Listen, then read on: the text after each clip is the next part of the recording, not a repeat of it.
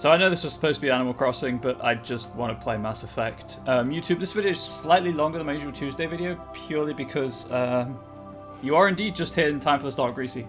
Purely because my Onyx Path stream was way shorter than I expected it to be, so I have the time to play this for about 2 hours before I have to wrap up. So without any further ado, let's get rid of Saren's face and instead replace it with the Y-Blue. Who is that? Now, if I recall, I'm going to have to kill a Krogan real soon, and I don't like fighting Krogan because they take a lot of damage.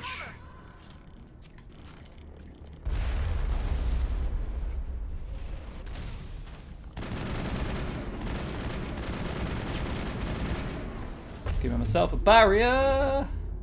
Right, I'm just going to go down here and shoot you, if that's cool. I love the fact that it's a cover-based shooter, and the cover taking mechanics are janky as all fuck. And also, they don't always give you cover. Stand up, and there we go, into the cover. But that's what I was on about. Shepard wasn't sticking to the cover. But equally, it's a pretty old game. 2007, I think it was. Okay. There we go. Krogans have a hell of a quad. Oh, the cover sucks. Name me one. Oh, it does. You are watching it suck major moose testicles. But I don't know the override sequence. Right. Simon says.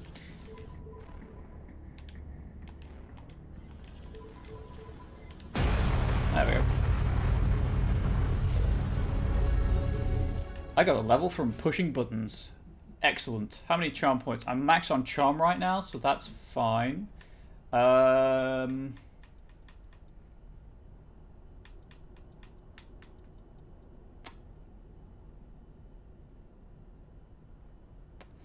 go one in Spect training and one in Soldier, maybe? Oh, wait. Adrenaline Burst. Go with Adrenaline Burst and go First Aid. They're gonna...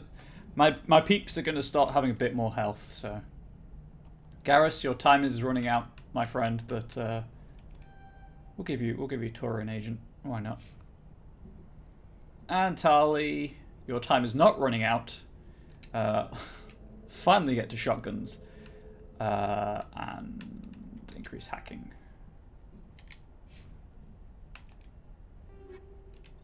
Clear all that out. Do the Codex stuff. Solarians, League of One. His time is running out. I'm replacing him. That's all. He's not, like, I'm not going to take Garrus out back and shoot him in the head. He can die, but in Mass Effect 2 only. I think he can die in ME3 as well. Anyway, before they joined the Citadel Council, the Solarians' most potent military tool was a small reconnaissance team known as the League of One. Their primary training was in espionage and assassination. Never more than a dozen strong, the team was adept at infiltrating the tightest defences and eliminating all necessary obstacles. Only a few top members of government and military were privy to the League's identities. League members wore no distinguishing garments and held no particular rank. The only evidence of their participation in the League was a small medallion presented to each member upon induction. The secrecy was maintained until the formation of the Council. In an effort to dispel rumours and appease their new Asari partners, the Solarian Union released all classified documents pertaining to the League. The League of One was suddenly exposed and in danger of being hunted by enemies of the Solarians. Before any harm could be done, the team mysteriously disappeared. Most assumed this was a convenient lie to help hide their identities, but a few months later the inner cabinet was murdered. Though there was no incriminating evidence, it was clear who was responsible. This is way longer than usual. Realising the threat posed by this rogue outfit, the Special Tasks Group dispatched a team of hunters. When they didn't return, the STG dispatched 10 of its brightest operators with broad discretionary powers. Only 2 returned. They reported no evidence of the League. No further incidents were reported, and it was assumed that the League was wiped out. Some recently declassified documents, however, have suggested there may have been a 13th member who eluded the Solarian military. Garrus is best bro. Garrus is a pretty cool bro. You're not wrong there. Geth, Hoppers. I haven't read Armatures either. Geth, Armatures. Armatures are quadruped, all-terrain heavy weapons platforms akin to the armoured fighting vehicles of other races. Geth being synthetic intelligences, Armatures are not crude vehicles but intelligent entities capable of independent decision-making and learning. And yet they still just stood there and let me shoot them in the face with the Mako's machine gun.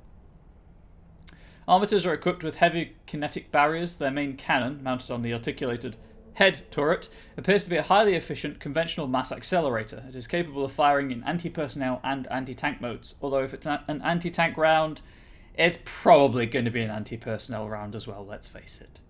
Some armatures carry drones into battle, presumably for reconnaissance purposes. Others host a swarm of insect-sized repair microbots. Grunt. I love Grunt. Geth, Hoppers. The Geth models, collectively dubbed Hoppers by Alliance forces, are electronic warfare platforms.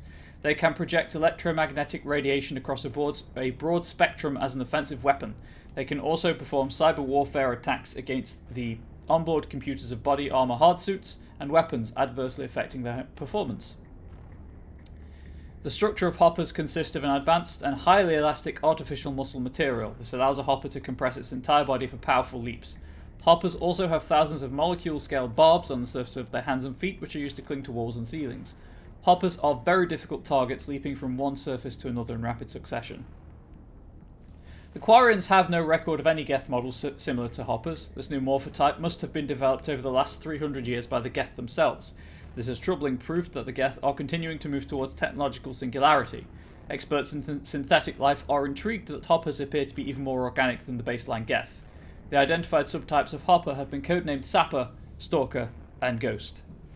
Last playthrough I did, I think it was Garrus and Rex were my main men, because I was FemShep and I was going to romance Garrus anyway, so why not? And then I think it was Garrus and Grunt in ME2 and 3, but I could be wrong, I can't remember. Systems Alliance Geological Survey. As the human race expands its territory and raises the general standard of living, demand for industrial resources continues to grow. Many planets, moons, and asteroids contain a wealth of resources, but many systems have barely been charted, let alone thoroughly surveyed. Surveyed. Unmanned probes are one solution, but they are often lost to space hazards, unforeseen circumstances, or theft by salvagers. In recent years, the AGES, the Alliance Geological Service, has offered bounties to private individuals or teams willing to perform mineralogical surveys on the frontier. The survey data is made publicly available to further corporate development. Due to the cost of travel and the dangers of operating on hostile worlds, it is rarely a profitable endeavour. Light metals. Metals with low atomic weight are often used in the construction of spacecraft and vehicles. Heavy metals. Metals with higher atomic weights are used to construct equipment components. The platinum group elements are particularly useful. Rare earths. Most useful materials in this category are radioactives or magnets. Gases. Various gases are required to support all known forms of sapient life. Some are commonly used as fuel.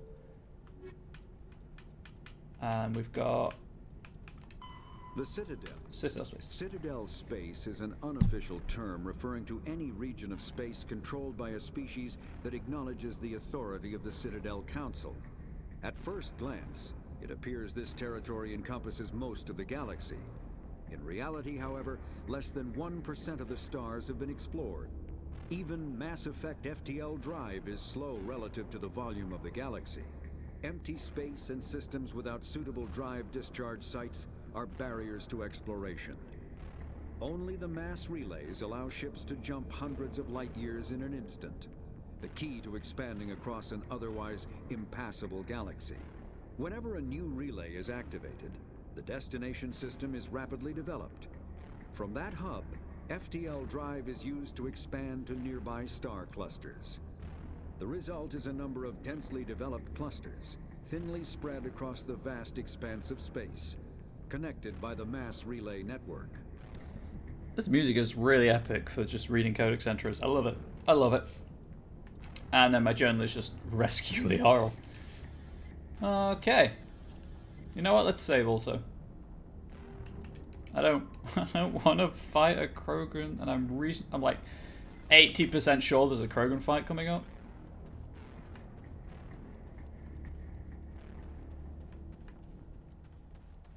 Well, the music's ended at least.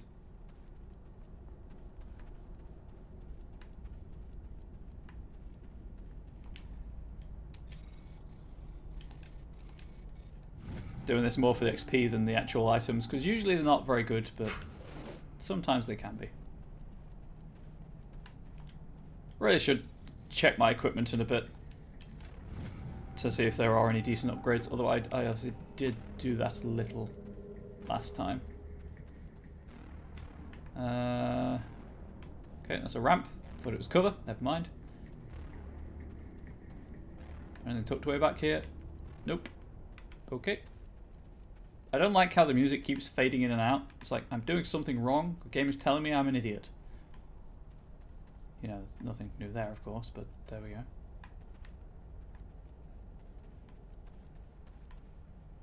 And that's a no-go. Into the hole, then, I guess. Doom, doom.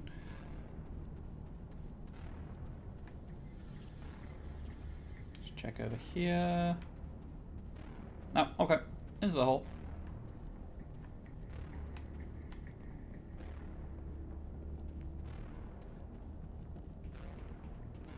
It's blue. Everyone knows that sci-fi is blue.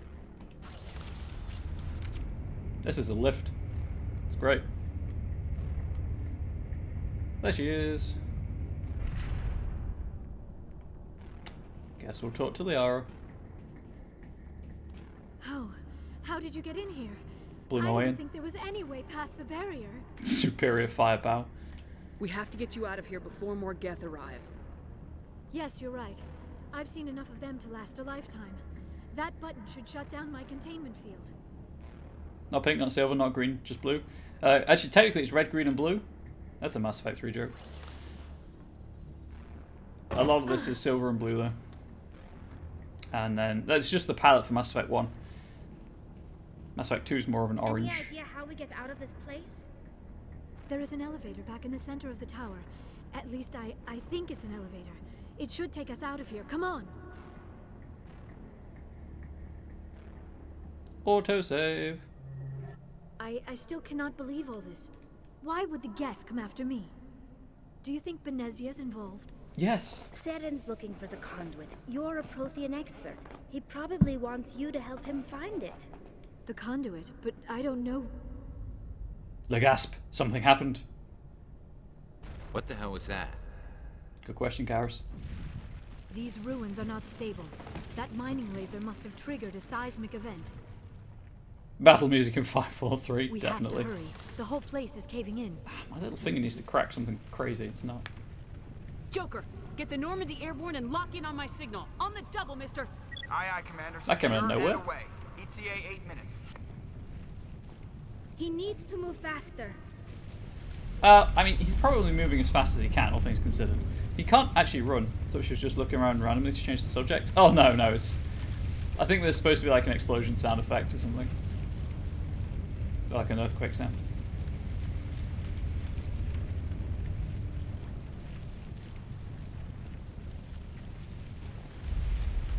Yep. There he is.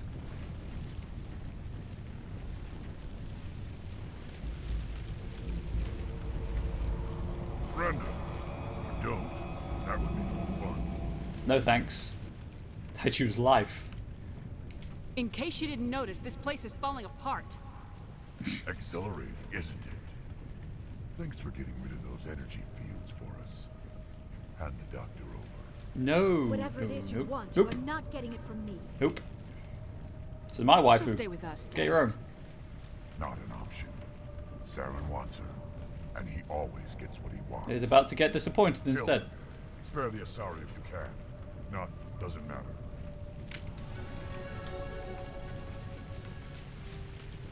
Just bear with me while I spend some points. What does this do for me? Let's go with that. And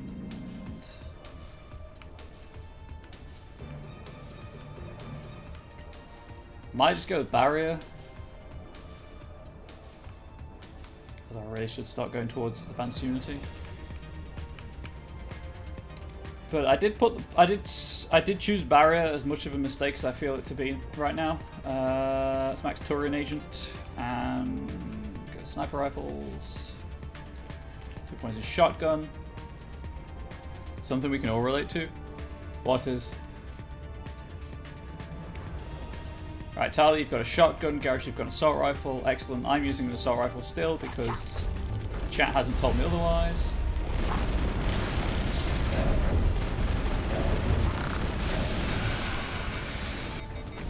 Haha! Pistol whip.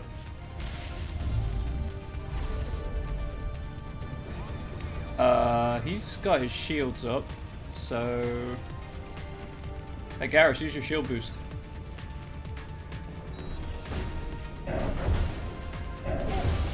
Where are the other... There they are. I don't know. Oh, I guess they're both shooting at the Krogan, huh? Switch up to what? Tell me what to switch up to. Beige today, you let Mass Effect do your thinking for you? That's fine. I believe I said pistol if no one told me if there was no weapon specified. But you didn't know that at the time, so... Oh, no. Ow! Pistol time? Sure thing. He did not care about the pistol. Turns out.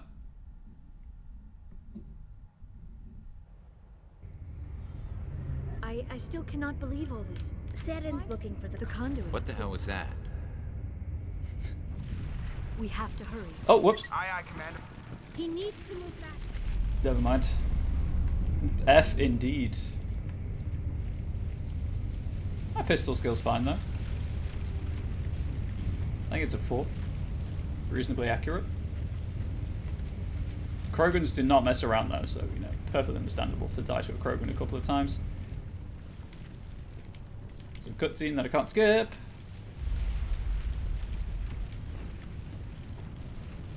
Yep, cutscene can't skip.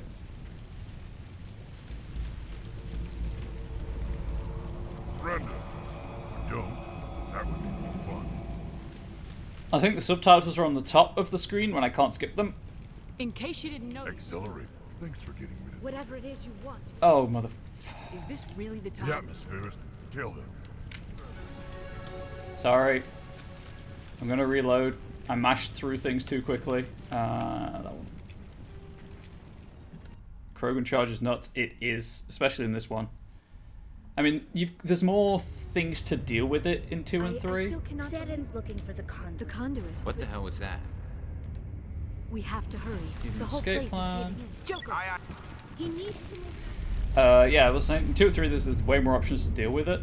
Obviously in terms of like incendiary ammo and warp ammo and stuff. Just to add to damage stacking. I do guess this is technically a lift, so I could do some stuff right now. Garrus, are you still using the best assault rifle that you can? You are. Let's give you some upgrades on said assault rifle though. I need the level 2 detection.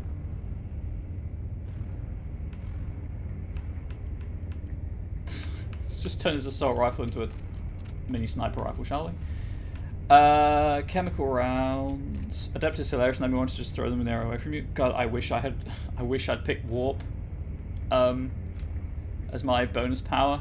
Whoops. I don't know why I didn't. I wasn't really thinking. I was not in the best frame of mind at the time.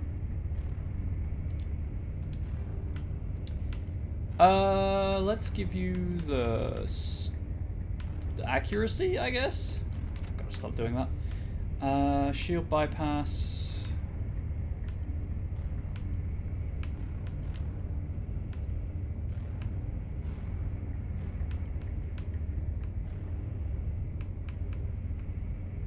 Phasic rounds is no good. You two can have that. What's my pistol looking like? I don't have any fancy schmancy thing on my pistol. Where did the level 2 detection go? There we go. I need that for later on, enemies later on, and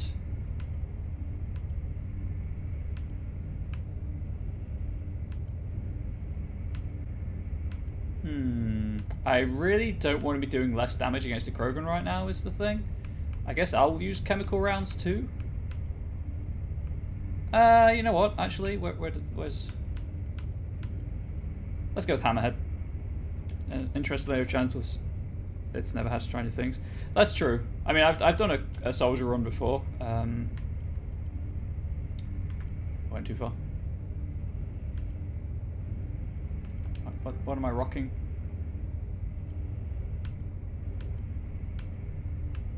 Let's go with recoil dampener, and I've got armor piercing too, right? I do.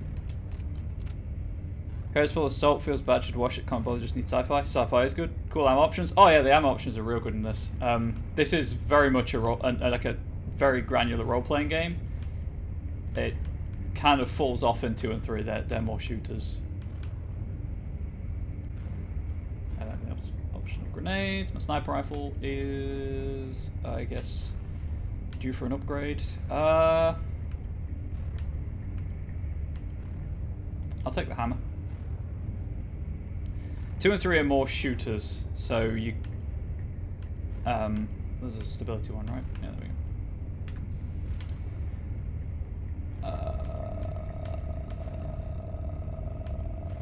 What do I want? Armor sniper rifle. I guess just weapon force. Still fun. Oh yeah, 2 and 3 are two. Like this whole series, like I can't pick a favorite one out of the whole series. 2 is regularly the top of kind of people's favorite games though.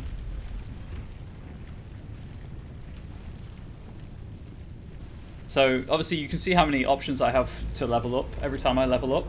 Surrender. Or don't. That would be more fun. 2 and 3 both have like 5 options each. He walks funny, he does. In case you didn't notice. Excellent. Thanks for getting rid of Whatever it is you want, you are not getting it from me. Not kill it. Right, there we go. Yeah, so as an example, in 2 and 3, you don't have skill trees for weapons. It's just based on how well you aim. It's mostly just the special powers. ME2 is a great vibe, very off the grid. It does. Anyway, what did I put the point in originally? What does fitness even do for me? Health and immunity. Okay. Sure, I'll put 1 point in that. And 1 point in barrier. You get 1 point in both of those. You get 2 points in shotguns. I have to swap over to that. Because chat told me to. Sky Gaming, anyone else for escape flashbacks? Okay. How eyeliner and lipstick stay in perfect place without fade all day. How come?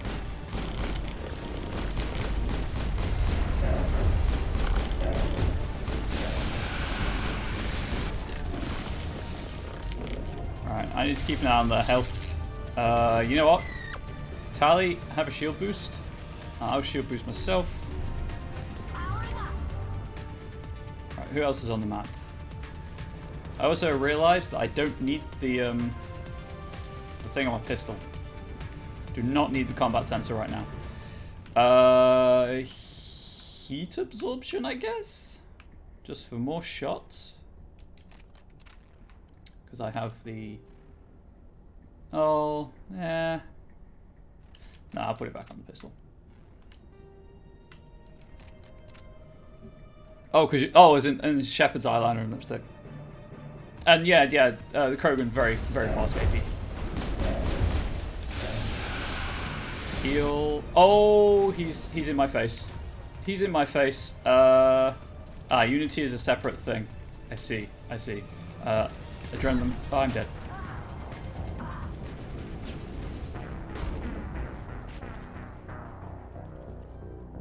I hate the fact that I have to go through this cutscene every time. Because I can't save after leveling. What the hell was that? Or, messing with my... Joker, get... Fuck it, I did it again. I'm mashing too fast.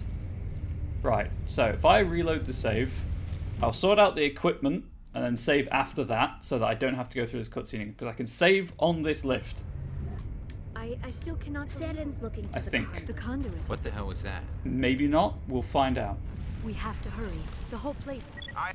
He needs to... No, I cannot save on this lift, but I can at least sort this out again. Can anyone remember what I selected? I think it was heatsink. Oh, the recoil dampener. And armor piercing rounds 2, was it?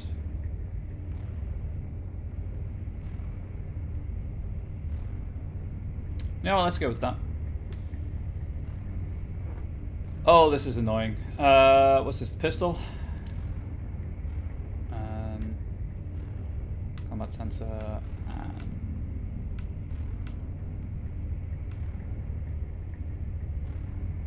Hammerhead rounds. I don't know. I can't remember what I went with.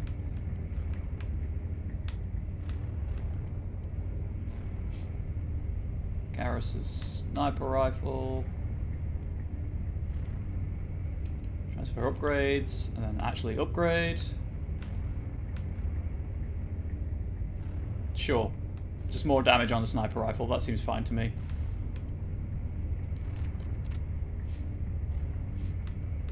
Having to do this every time sucks.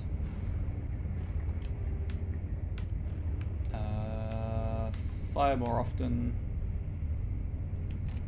Let's try that. Let's try the assault rifle and shield penetration.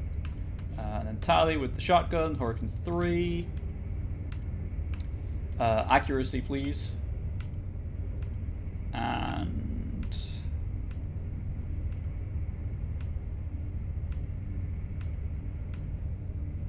I guess just try the hammerhead rounds. I have no grenades. I can't save. Hope you like this lift because we're going to see it a lot.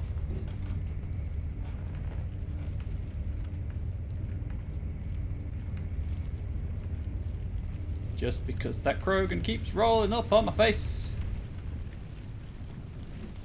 Cutscene time, people.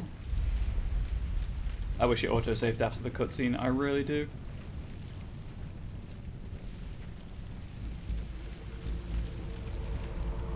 Surrender. Or don't. That would be more fun.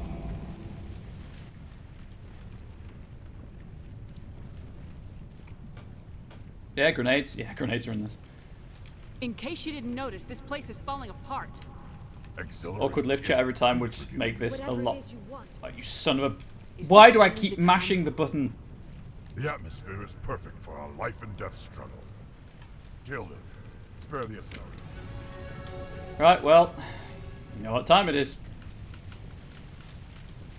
Why do I keep putting into soldier and barrier? There we go.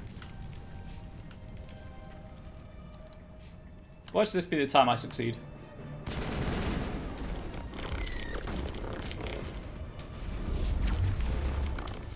Ow.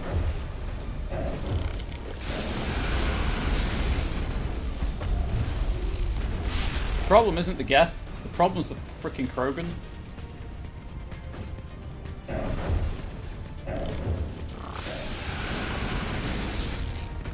Speaking of the Krogan... Oh, there he is. Told you by the time I succeed. Luckily, there's plenty of chances to get Paragon points. I don't think it even gives you Paragon points, that option.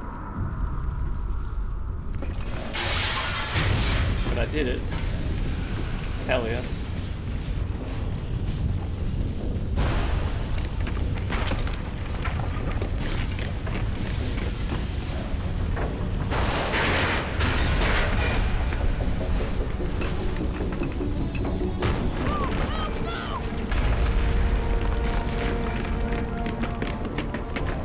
Went a lot quicker that time. I know that you told me to use the pistol, but kind of the assault rifle made it easy, so I'll go back to the pistol after this. I do reserve the right to change up for hard encounters, and that is kind of a mini boss fight if you think about it with the Krogan Battlemaster. Early game before I've got absolutely stacked with weaponry and stuff. Too close, Commander. 10 more seconds we would have been swimming in molten sulfur. The Normandy isn't equipped to land in exploding volcanoes. They tend to fry our sensors and melt our hull. Just for future reference. We almost died out there, and your pilot is making jokes? He's a jerk. Joker pulled our asses out of there. I think he's earned the right to a few bad jokes. Oh, that neck, though. I see. It must be a human thing. I don't have a lot of experience dealing with your species, Commander. But I am grateful to you. You saved my life back there, and not just from the volcano. Those Geth would have killed me or dragged me off to Saren. What did Saren want with you? Do you know something about the conduit? Only that it was somehow connected to the Prothean extinction. That is my real area of expertise. I have spent the past 50 years trying to figure out what happened to them. Liara gets real cool. Just wait. Just how old are you exactly? I hate to admit it, but I am only 106. And you look good for your age. I hope I look that good when I'm your age. A century may seem like a long time to a short-lived species like yours, but among the Asari, I am barely considered more than a child. That is why my research has not received the attention it deserves. Because of my youth, other Asari scholars tend to dismiss my theories on what happened to the Protheans. Yeah, Liara has one of the best character arcs in the series. I've got my own theory on why the Protheans disappeared. Cradle With all due Snatcher. respect, Too right. Commander, I have heard every theory out there. The problem is finding evidence to support them. The Protheans left remarkably little behind. It is almost as if someone did not want the mystery solved.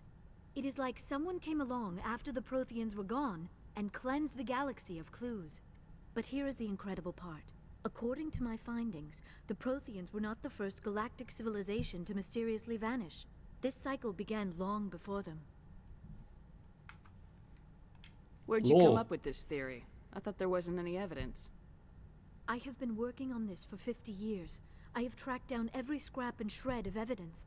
Eventually, subtle patterns start to emerge, patterns that hint at the truth. It is difficult to explain to someone else. I cannot point to one specific thing to prove my case. It is more a feeling derived from a half-century of dedicated research. But I know I'm right, and eventually I will be able to prove it. There were other civilizations before the Protheans. This cycle has repeated itself many times over. The lore is so good. If the Protheans weren't the first, then who was? Not the Protheans. I don't know. There is barely any But everyone knows evidence on first the Protheans, worst, second's the best. even less on those who came before them. I cannot prove my theory, but I know I am right. The galaxy is built on a cycle of extinction. Each time a great civilization rises up, it is suddenly and violently cast down. Only ruins survive. The Protheans rose up from a single world until their empire spanned the entire galaxy. Yet even they climbed to the top on the remains of those who came before. Their greatest achievements, the mass relays and the Citadel, are based on the technology of those who came before them. And then, like all the other forgotten civilizations throughout galactic history, the Protheans disappeared. I have dedicated my life to figuring out why. Oh, game feels like a big wet kiss to all previous sci-fi, but like in a good way? Yes. Yes, it does. Emmy lore is so deep and rich, it is. And kind of, don't tell anyone this. This is just between us, but I prefer Mass Effect lore to Dragon Age. Anyway. They were wiped out by a race of sentient machines. The Reapers. The Reapers? But I have never heard of. How do you know this? What evidence do you have? I saw it when I touched a glowing space spike. There was a damaged Prothean beacon on Eden Prime. It burned a vision into my brain. I'm still trying to sort out what it all means. Visions. Yes, that makes sense. The beacons were designed to transmit information directly into the mind of the user. Finding one that still works is extremely rare. No wonder the Geth attacked Eden Prime. The chance to acquire a working beacon, even a badly damaged one, is worth almost any risk. But the beacons were only programmed to interact with Prothean physiology. Whatever information you received... Yeah, well, Javik's not been found yet, so... Unclear. I am amazed you were able to make sense of it at all. A lesser mind would have been utterly destroyed by the process. You must be remarkably strong-willed, Commander. This isn't helping us find Saren, or the conduit. No, Graham. Of course, you're right. Shepard's a giraffe. I'm sorry, my scientific curiosity got the better of me. It's a problem, no matter which kind of Shepard you build. Information that could help you find the conduit, or Saren. It's a real problem. I don't know why Saren wanted you out of the picture, but I think we'll be a lot better off if we bring you along. Thank you, Commander. Saren might come after me again. I cannot think of anywhere safer than here on your ship. And my knowledge of the Protheans might be useful later on. And her biotics will come in handy when the fighting starts. Damn straight, Rex. Damn straight. What I really like about the Mass Effect stuff is it's not... The aliens aren't just people with a different skin tone. They are obviously all humanoid, but... Oh, well, the Elcor, questionable, but... they are physiologically different in major ways. Like, hey, you've got dextro amino acids, and hey, you've got backward jointed limbs, and Jesus Christ, you have a skull plate and 3 hearts. Good to have you on the team, Liara. Thank you, Commander. I am very grateful. Oh, I am afraid I am feeling a bit lightheaded. When was the last time you ate or slept? Dr. Chakwa should take a look at you. It is probably just mental exhaustion, coupled with the shock of discovering the Protheans' true fate. I need some time to process all this. Still, it could not hurt to be examined by a medical professional. It will give me the chance to think things over. Are we finished here, Commander? We can talk again after you've seen the doctor. The rest of you, dismissed. Mission reports are filed, Commander. You want me to patch you through to the Council? Yes. Patch him through, Joker. Setting up the link now, Commander. We've received your report, Commander. Should probably do my job. I understand Dr. Tassoni is on the Normandy. I assume you're taking the necessary security precautions. Liara's on our side. The Geth were trying to kill her. Benezia would never allow Saren to kill her daughter. Maybe she doesn't know. Or maybe we don't know her. We never expected she could become a traitor. At least the mission was a success. What up, Armin Shimon? Apart from the utter destruction of a major Prothean ruin. Was that really necessary, Shepard? I didn't do anything except set off a giant mining laser aimed at the foundations of... I might be in the wrong here. Disconnect. The Geth were crawling all over those ruins. We were lucky to make it out alive. Of course, Commander. The mission must always take priority. Good luck, Commander. Remember, we are all counting on you. It's weird being praised by Quark. Or Andrew Ryan. I don't like it. Make it stop. Yeah, yes. It blew itself up. It was like that when I got here. If anyone has to take over for Captain Anderson, I'm glad it's you. I'm not sure about having non-humans on our ship, though. We're all on the same team here, Presley. With all due respect, ma'am, that's what they said about Nihilus. Look how that turned out. Hey, Nihilus was fine. Saren was the problem. I'm in charge here, Presley. I decide if we have non-humans on this vessel. Yes, ma'am. Understood, ma'am. Yeah, Presley is a smidge racist at this point. Speak freely, Presley. I want to know if you have a problem with non-humans. It's not that, Commander. Humanity has always handled its own problems. Saren attacked one of our colonies. We should be the ones to stop him. We don't need their help. Some people think asking for help is a sign Hi, of Blood Rain. weakness. How's God of War? That's just being stupid and stubborn. Was it the new one? No matter how strong you are, allies can make you stronger. I guess so. Maybe I'm just stuck in the old how are ways you? of thinking. But don't worry, Commander. This won't be a problem. How did you end up assigned to the Normandy? I signed up with the Alliance as a navigator right out of school, following in my grandfather's Well, footsteps. yeah, you know what I mean. My first posting was on the Agincourt. We were one of the first reinforcements to arrive at Elysium after the Blitz hit. Those raiders were no match for an Alliance frigate. Of course, the only reason the colony was still standing was because of you, Commander. I can't believe you held out as long as you did. Well, I did. I did. How'd you end up on the Normandy? I got my officer's commission. I burned out on after God of War. Elysium. Must have Yeah, made I got an like impression 30 hours on in and people. got burned out. Captain asked for me when he was picking his crew. Speak freely, I trust you, There was Commander. another option here. If you think they Oh, belong no, here, there wasn't. then so do I. Yeah, I mean, it was just like just all the same. I was just doing because I tried to 100% it. It might be 20 hours, but because I was trying to 100% it, I was doing all the side quests, and it was all just the same, just with harder and harder enemies. Carry on, Presley. Yes, ma'am. See, I could reload to get rid of those renegade points, but eh. Codex entry. Thank you. Protheans. Cypher. The Prothean beacon downloaded its knowledge into Lieutenant Commander Shepard on Eden Prime, causing confusing dreams and visions. While the imagery is becoming clearer with time, the meaning of the beacon communication remains elusive. It has been suggested that Prothean data recording is highly dependent on a certain point of view, what Carl Jung described as the collective unconscious. The cipher needed to comprehend the images implanted in Shepard's mind is the cultural knowledge of a Prothean, the archetypes, biological instincts, and common experiences universal to the race. Since the Protheans have been dead for millennia, it may be impossible to acquire this cipher. Yeah, I'm decently near the end of the game, actually. I just have to kill... I'm just doing the, without spoilers, the Dwarf Brothers side quest things. I think I'm on the last one of them. And it was just really annoying enemies doing the same thing over and over again. Human diplomatic relations. Humanity has encountered many galactic species. Wars have been few, but mistrust is rife. Politically, the Alliance is a peaceful trade partner of the Turians. As a practical matter, however, there is simmering antagonism and bigotry between both populations over the First Contact War of 2157. The Alliance enjoys good relations with the Asari, though many privately believe the matriarchs are aristocratic and overcautious. Though humans know better than to unconditionally trust any Salarian, their shared restless, reckless ways make them natural allies against the conservative Taurians and Asari.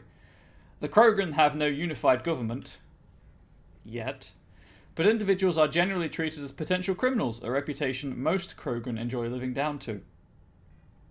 The Alliance has no formal contact with the Quarians. Their migrant fleet has not yet passed through any human-settled system.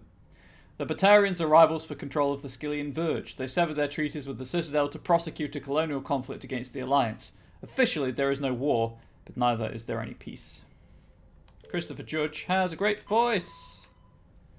Weapons, Guardian. A ship's general area defense integration anti-spacecraft network, Guardian, consists of anti-missile, anti-fighter laser turrets, pew pew, on the exterior hull. Because these are under computer control, the gunnery control officer needs to do little beyond to turn the system on and designate targets as hostile. Since lasers move at light speed, pew pew, they cannot be dodged by anything moving at non-relativistic speeds. Unless the beam is aimed poorly, it will always hit its target. In the early stages of battle, the Guardian fire is 100% accurate. It is not 100% lethal, but it doesn't have to be. Damaged fighters must break off for repairs. Lasers, pew pew, are limited by diffraction. The beam spreads out, decreasing the energy density, watts per meter squared, the weapon can place on a target. Any high-powered laser is a short-ranged weapon. Guardian networks have another limitation: heat. Weapons-grade lasers, pew pew, require cooldown time, during which heat is transferred to sinks or radiators. As lasers fire, pew pew, heat builds within them, reducing damage, range, and accuracy. I'm going to stop that. Fighters attack in swarms. The first few will be hit by Guardian, but as battle continues, the effects of laser overheat allow the attackers to press ever closer to the ship. Constant use will burn out a laser. Guardian lasers typically operate in infrared frequencies. Shorter frequencies would offer superior stopping power and range, but degradation of focal arrays and mirrors would make them expensive to maintain. And most prefer mechanical reliability over bleeding-edge performance where lives are concerned. Salarians, however, use near-ultraviolet frequency lasers with 6 times the range, believing that having additional time to shoot down incoming missiles is more important. Lasers are not blocked by the kinetic barriers of capital ships, however the range of lasers limits their use to rare knife fight range ship-to-ship combat. Also, you bit my tongue wasn't fun? Yeah, I hate biting my tongue, so I completely sympathise with that. Oh, Joker! I'm a-coming for you. Quick, out the airlock! Out the airlock!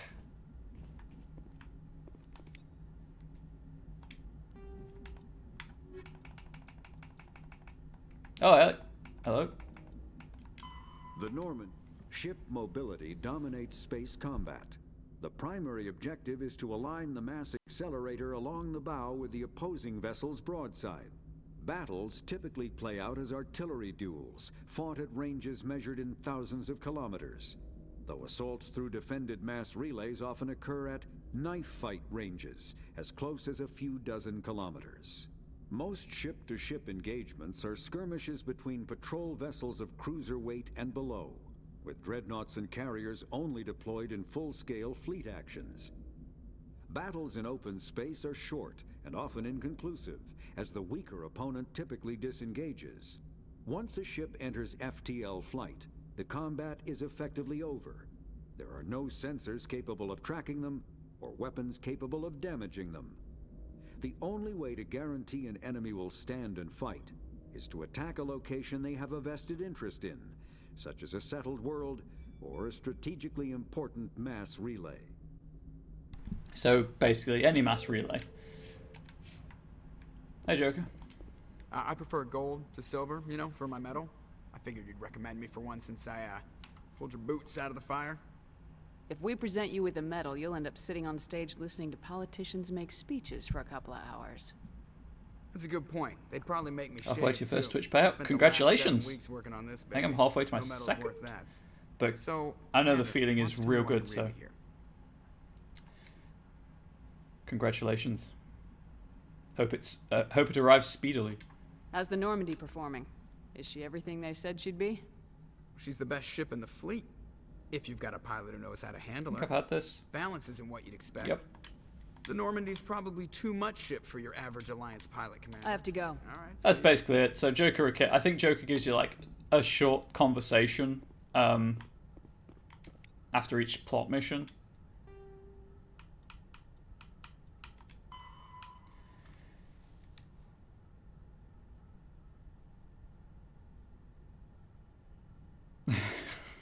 Space combat. Combat endurance. Heat limits the length and intensity of ship-to-ship combat. Starships generate enormous heat when they fire high-energy weapons, perform maneuvering burns, and run onboard combat electronics. In combat, warships produce heat more quickly than they can disperse it. As heat builds within the vessel, the crew spaces become increasingly uncomfortable. Before the heat reaches lethal levels, a ship must win or retreat by entering FTL. After an FTL run, the ship halts, shuts down non-essential systems, and activates the heat radiation gear. Combat endurance varies by ship design and by the battle's location. Battles in the deep cold of interstellar space can go on for some time. Engagements close to a star are brief. Since habitable worlds are usually close to a star, battles over them are frantic. Are we allowed to talk about the Twitch payout? I would assume so. I've not seen anything that says we can't. Salute. Yeah.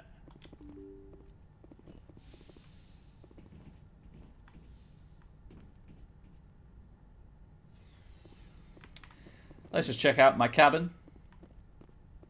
And then I believe Ash is down in the hold. That's Caden. I assume Liara to be in Chakwas' med bay. Krogan. Rex is in the hold as well.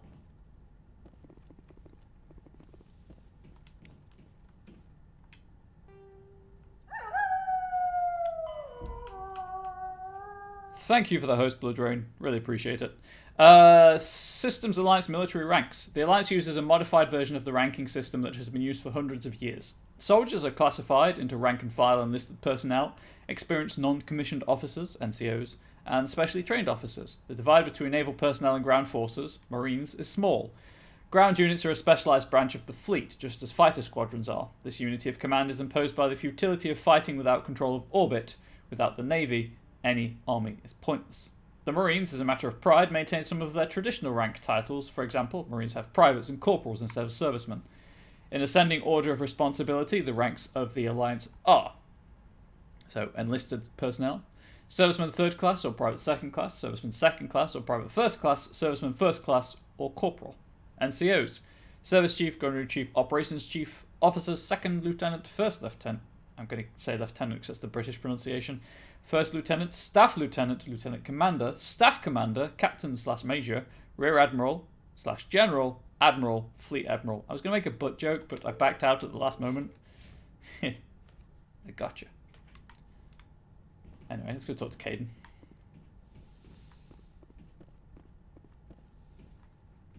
So between plot missions, I'm going to be talking to my crew.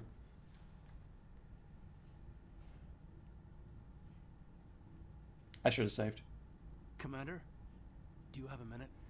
Please make butt jokes. I'm having a dreadful week. You need butts. Oh, okay. I'll try. That is some shiny skin. The only reason I'm not playing God of War is because your controller's flat. Oh, God, yeah. The PS4 controller does not last long. I always make time for my officers. That is Shiny Shepherd. Off the record, I think there's something wrong here. This Saren is looking for records on some kind of galactic extinction. But we can't get backup from the Council? Sorry, Commander. There's writing on the wall here, but someone isn't reading it. Is that because someone is illiterate? The Council doesn't want to believe anything's wrong. I'd call it human nature, but... I hear you. It just seems like a group that's been around as long as the Council should see this coming. I mean, it's funny, we finally get out here, and the final frontier was already settled. That's not the final frontier, though. Don't even seem impressed by the view. Or the dangers. There's dark space. Makes you feel better about your grease-seeking God love body positivity and representation in the game. You do. Well, well. You're a romantic. Did you sign on for the dream, Malenko? Secure a man's future in space? Human giraffe hybrids. Very well represented. Yeah, I read a lot of those books when I was a kid, where the hero goes to space to prove himself worthy of a woman he loves, or, you know, for justice. Justice. Maybe I was a romantic in the beginning, but I thought about it after brain camp. Biotic acclimation and temperance training. I'm not looking for the dream. I just want to do some good. See what's out here. Sorry if I got too informal. Protocol wasn't a big focus back in Bot. Oh, that was a solid joke. I'm proud of that joke still. Tell me about it. Biotic acclimation and temperance didn't last past the airlock. To the kids they hauled in, it was brain camp. Sorry, hauled in is unkind. We were encouraged to commit to an evaluation of our abilities so an understanding of biotics could be compiled. There are worse results of accidental exposure to element 0 in the womb. Beats the brain tumors some kids grew up with. Yeah, I'd take space psychic powers over brain tumors. We covered this last time. Is there some question about how you were exposed? My mother was downwind of a transport crash. It was before there were human biotics. A little after the discovery of the Martian ruins. It only gets iffy around 63 when Kinetics was running out of first-gen subjects. Running out of subjects? Relied on make some more. A bunch of guys in suits show up at your door after school, and next thing you know, you're out on Jump Zero. Jump Zero is Gagarin Station, right? What's it like? They're always rushing around. That's the official name. Biggest and farthest facility we had for Yuri decades. Gagarin was a Russian cosmonaut. I think it was the first man in space. Of the solar system. It's where they did all the Goose Chase FTL research before we caught on to using mass effect fields. It was a sterile research platform when I was there. There were other kids in the same boat, right? At least you weren't alone out there. That's true. We did have a little circle that'd get together every night before lights out. We didn't have much to do, though. It was a research platform then, and Kinetics kept Jump Zero off the extranet to prevent leaks. Time to get physical. Physical. Anyway. Then you must have had plenty of time to get to know Spin the bottle. other. Yeah, we'd sit around and bull every night after dinner, play cards or network games. There was this girl named Rana who... Watch strangers play games on the internet. Oh wait, you didn't have it. She was from Turkey. Her family was very rich. But she was smart and charming as hell. Beautiful. But not stuck up about it. Like you, I guess. Ma'am. Kaidan. Sounds like she was special to you. She was. Maybe she felt the same. But things never felt together. Training, you know. You know of any intentional exposures for certain? It's kind of awkward, the romance. No one knows. Doesn't mean they didn't happen. As big as the exposures were, it was hard to track down accidentals. It was different then. No one knew the potential, so there wasn't a lot of regulation. Anything Kinetics did was gold. I'm not saying they intentionally detonated drives over our outposts, but in retrospect... But that's what I'm saying. They were damn quick on the scene. Jump Zero's a long way from home. Totally what he's saying. What was it like? The grand gateway to humanity looks a lot better in the vids. Ooh. Anyway. Do tell more. It's supposed to be a casual debrief, not a bull session about stuff that happened years ago. I wanted to get to know you a little better. That's all. Thanks for the talk, Kaidan. Well, you're welcome, ma'am. You, make a habit of getting this personal with everyone? Well, I'm pretty sure the bottom one will stop the romance dead, so I might just pick that, just to be safe.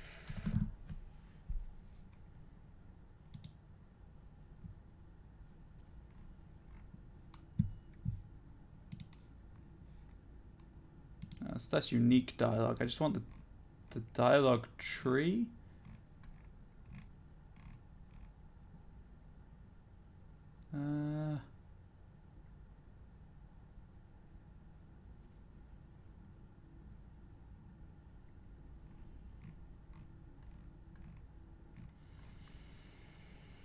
Where is it? Where is it? I'm pretty sure to some degree is fine.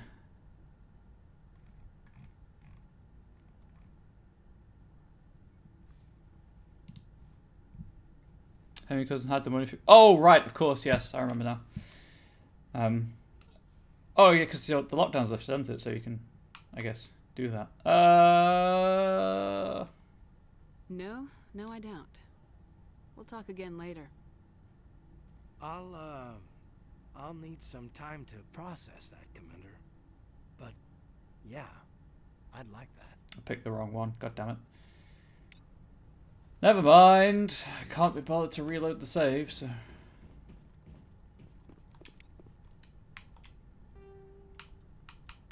Whoops-a-daisy. Gagarin Station is the largest deep space station built by humanity, a Bernal sphere designed with a 500-meter diameter habitable area. It was constructed beyond Pluto, nearly 80 astronomical units, 12 billion kilometers from Sol. Moving crew and material to this location bankrupted most of the backers. Gagarin was placed at the inner edge of the heliopause.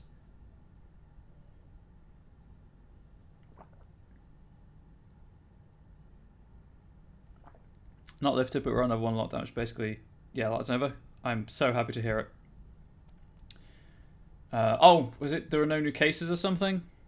Or it's like virus-free? The point at which the solar wind can no longer push back the interstellar medium. It was built to test the number of faster-than-light drive principles that theoretically could only occur in interstellar space. The station was nicknamed Jump Zero as it was intended to be the jumping-off point for humanity's expansion into the galaxy. Shortly after the station was completed, the Prothean ruins were discovered on Mars, rendering the entire effort moot.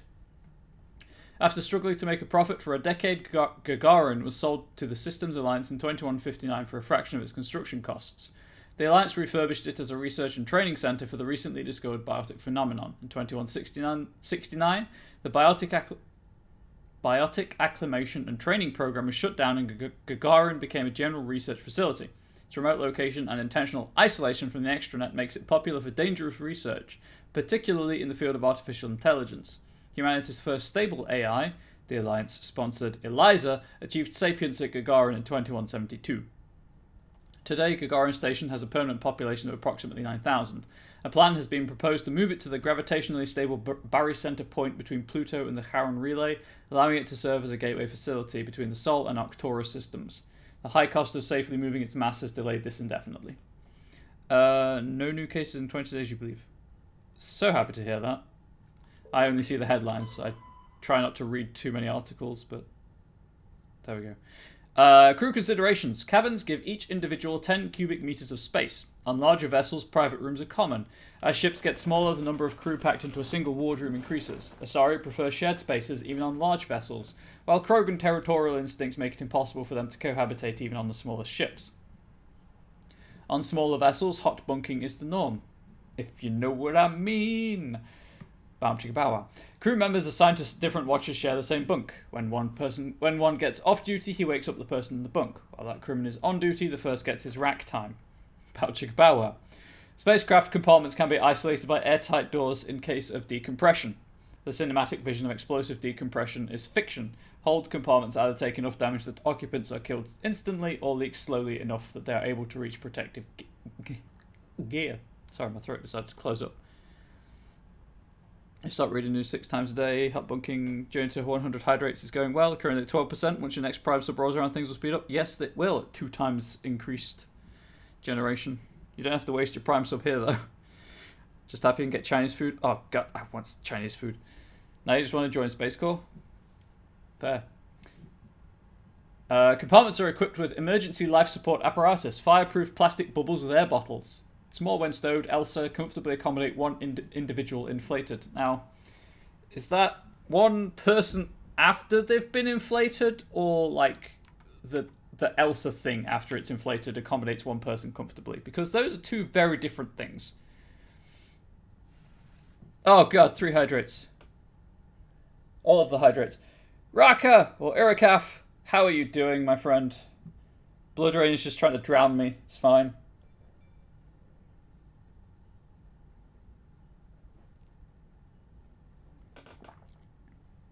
I finished my mug. Does that count?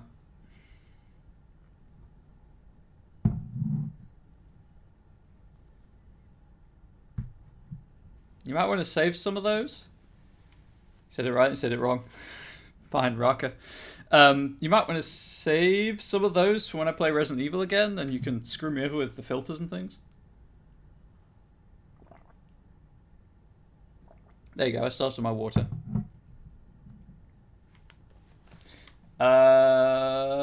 Damage control procedure cuts off ventilation to burning compartments. Without oxygen to consume, fires die in seconds. The compartment is repressurized afterwards for crew recovery. Mass effect fields create an artificial gravity, AGRAV, plane below the decks, preventing muscle atrophy and bone loss in 0G. Large vessels arrange their decks perpendicular to their thrust axis. The highest decks are at the bow and the lowest at the engines. This allows AGRAV to work with the inertial effects of thrust. Ships that can land arrange their decks laterally so the crew can move about while the vessel is on the ground. Warships normally turn off their AGRAV systems during combat, reducing the heat generated by systems and increasing combat endurance. To provide a point of reference for navigating in 0G, floors are painted a different colour from the walls and ceiling. That's a pretty good solution, actually. Yeah, mad respect to Blood Rain for that. Biotics training. Biotic implants and amplifiers only provide the potential to create coherent Mass Effect fields, unlike my speech. Whether biotics can actually do so is largely determined by their training. Biotics must develop conscious control over their nervous systems, sending specific electrical impulses to the Element Zero nodules embedded in their nerves. They are taught to use their implants and amps with biofeedback devices and physical mnemonics. Specific gestures or muscle movements fire the proper sequence of nerves to activate a certain skill. You know, like how pretty much every warlock casts Eldritch Blast with a finger gun.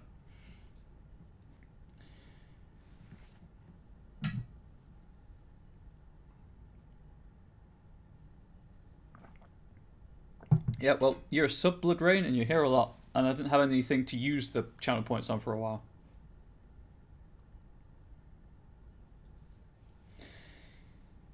Kinetics Industries pioneered biotic training with the Biotic Acclimation and Temperance Training Program. Although BART did not achieve the desired results, many techniques taught are still used today. Many human think tanks are trying to develop some form of biotic super soldier. Most are benign efforts to create more flexible soldiers, others less publicly known are unapologetic attempts to create Nietzschean supermen.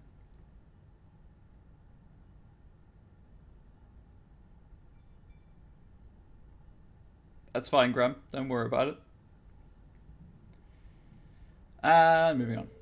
Yeah, how are you doing, Raka, anyway? That's not what I was done there. Time to talk to the waifu. Let's save.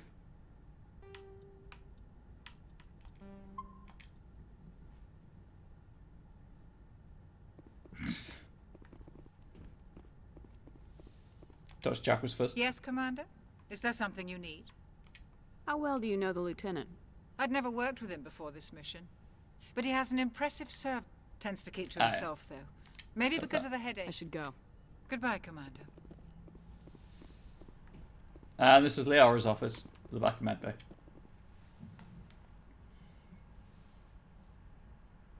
Not getting out of bed day? We don't need days like that. Are you coming to check up on me? You look much better. How are you feeling? Dr. Chakwas assures me I am going to be fine. I was impressed with her knowledge of Asari physiology. You're in good hands. Chakwas is just the best. Knows what she's doing. I never properly thanked you for saving me from the Geth, Commander. If you hadn't shown up, I'm just glad we got there in time. So am I. I know you took a chance bringing me aboard this ship. I have seen the way your crew looks at me. They do not trust me. But I am not like Benezia. I will do whatever I can to help you stop Saren. I promise.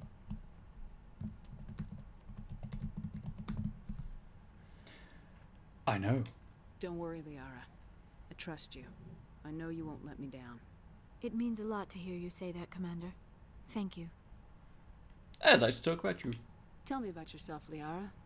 Me? I am afraid I am not very interesting, Commander. I spend most of my time on remote digs, unearthing mundane items buried in long-forgotten Prothean ruins. That sounds fascinating. Tell me more. Sounds dangerous. And lonely. Sometimes Been on an I would archaeological run dig. afoul It of was indigenous life warm. forms or stumble across a small band of mercenaries or privateers. But I was always careful. Until the Geth followed me to Artemis Tau. I never found myself in any situation my biotics could not handle. As for the solitude, well, that is one aspect that most appealed to me. Sometimes I just need to get away from other people. I know that feeling, Liara. Also, like, friendly reminder that she's an extremely powerful biotic. You don't like other people? I suppose it comes from being a matriarch's daughter. People expected me to follow in Benezia's footsteps. They wanted me to become a leader of our people. Matriarchs guide their followers into the future. They seek the truth of what is yet to come. Maybe that's why I became so interested in the secrets of the past. It sounds so foolish when I say it out loud. It sounds like I became an archaeologist simply to spite Benezia. All children rebel against their parents. It's a natural part of growing up. At 106, you're okay to rebel. You share the wisdom of the matriarch, Shepard. That is exactly what Benezia said when I told her of my decision. But there was more to it than that. I felt drawn to the past. The Protheans were these wondrous, mysterious figures. I wanted to know everything about them. That is why I find you so fascinating. Hello? You were marked by the beacon on Eden Prime. You were touched by working Prothean technology. Sounds like you want to dissect me in a lab somewhere. Please don't. What? I like my organs. No, I did not mean to insinuate. 106? Yep. I never meant to offend you, Shepard. I only meant that you would be an interesting specimen for an in-depth study. How deep do you want to go, that's Liara? even worse. How deep do you want to go? Calm down, Liara. I was only joking. Joking? Oh, by the goddess, how could I be so dense? You must think I am a complete and utter fool. Now you know why I prefer to spend my time in the field with data disks and computers. I always seem to say something embarrassing around other people. Please, just pretend this conversation never happened. Hell no! I'm gonna remember that. I'd like to know more about the Asari. We were she is really cute. To discover the Citadel. We were instrumental in forming the Council, and we always strive to be the voice of peaceful cooperation in galactic disputes. My people believe we are all part of a single galactic community. Each species contributes something to the greater whole. Although we seek to understand other species, it seems few of them seek to understand us. The galaxy is filled with rumors and misinformation about my people. Well, of course you're only go as deep as you're comfortable with. Like what? Most of the inaccuracies are centered around our mating rituals. My species is monogendered. Male and female have no real meaning for us. We still require a partner to reproduce. This second parent, thank you for the may be of any thank you for the cheergram, gender. Lynn. Really appreciate it. It appears to have landed in the jar as well, so the shame is compounded. That's disgusting. How is that disgusting? I don't understand. Your species can mate with anyone? Mating is not quite the proper term, not as you understand it. Physical contact may or may not be involved, but it is not an essential element of the union. The true connection is mental. Our physiology what do you mean by allows guns, us to Blooddrain? meld with other beings. We can touch the very depths of their minds. We explore the genetic memory of their species. We share the most basic elements of their individual and racial identities. We then pass these traits onto our daughters. So cookies. It is how we learn to grow as a species. You use cookies to reproduce. Develop a greater understanding of other races. Hadn't you heard cheer for smut shame? That's the rule. I had. What happens to your partner after the union? Every relationship is different. Some unions are a single encounter with both parents parting ways afterwards. Pistol, assault rifle, Others sniper can rifle, be and more shotgun. long-term. Sometimes an Asari and her partner will stay together for many decades. I mean, father's the wrong word. Do you know who Matriarch Benezia chose as her partner? She rarely spoke of her partner.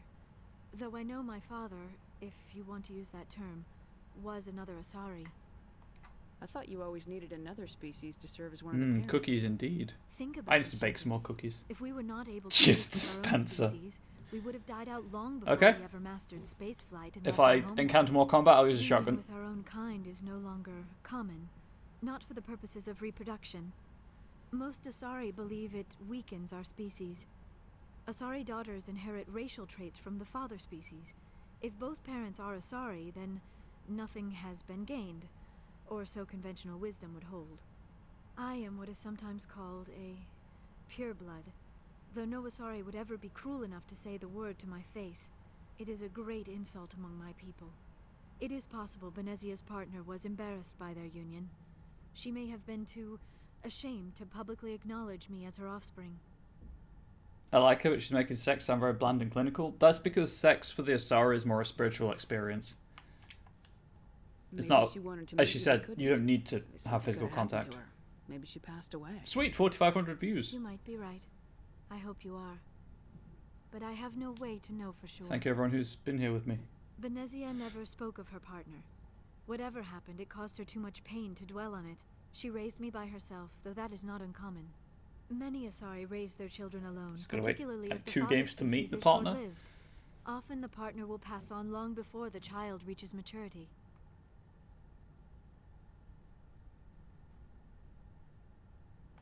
You Asari live for 1,000 years. What happens when your partner dies? Few sapient species live as long as my kind. We have learned to take a philosophical approach to our union. Thank you, Bloodrain. We do not focus You're a beautiful on the soul inevitable yourself. loss of our partners. Instead, we enjoy the time we spend with them. And even after they're gone, a part of them lives on in us. The union is a connection that transcends both time and space. Do you know why Benezia joined up with Saren? I don't understand it. She was always outspoken about the need for the Asari to become more involved in shaping galactic events. Maybe she thought allying herself with Saren would somehow be for the greater good in the long run. For the greater At least I hope good. so.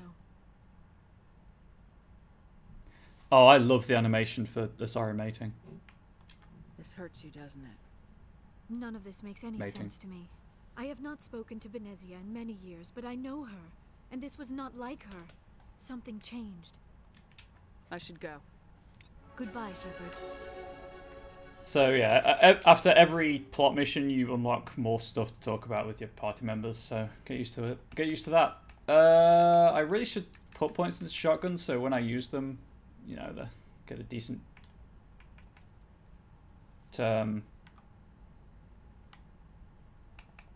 damage. That's the word I was looking for. Guess assault training and spectre training. Why not?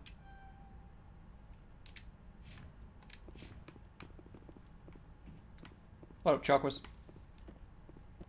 I've never said it yet, but I live in eternal fear of saying "what up, chocolate." Really don't know why. Oh right, if you miss gear, then it kind of gets shoved to your locker.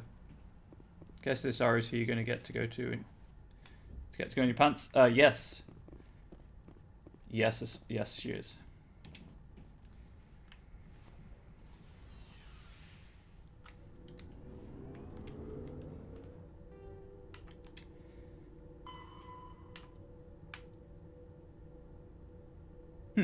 Asari culture. I do actually. I've sorted Caramel Galaxy downstairs.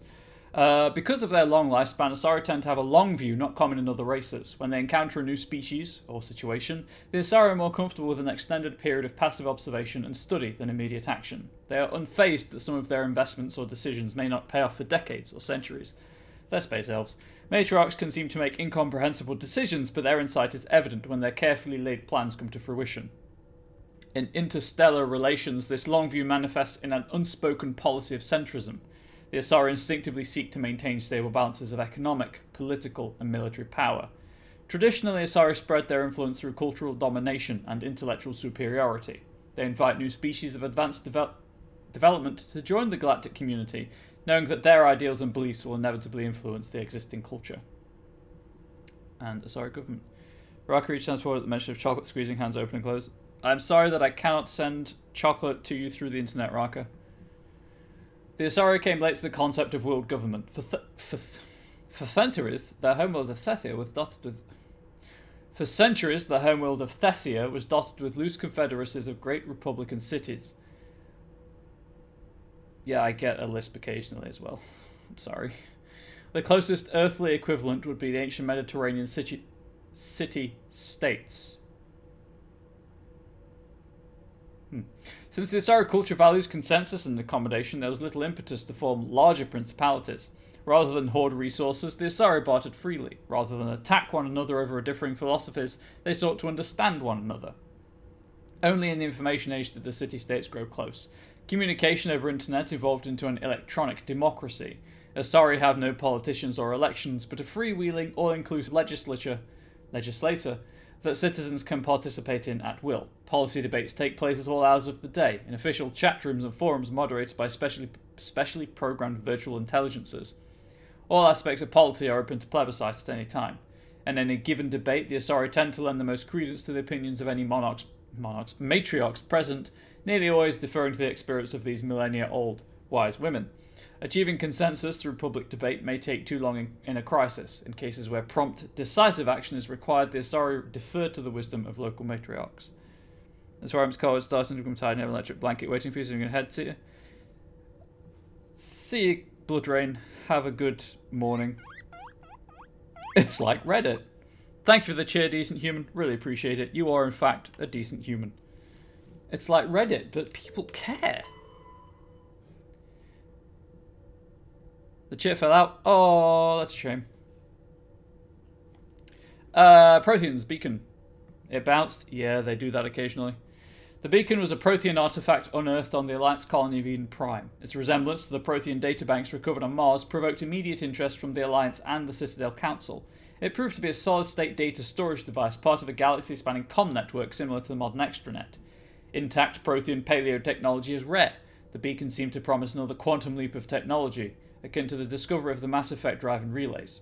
If we're talking Scott Bakula shows, I do prefer Star Trek Enterprise. Unfortunately, the beacon also drew the attention of the rogue Spectre Saren Arterius and his synthetic allies, the Geth. A dawn raid by his flagship Sovereign resulted in hundreds of civilian casualties. The beacon was badly damaged. The motives behind the attack are still being investigated.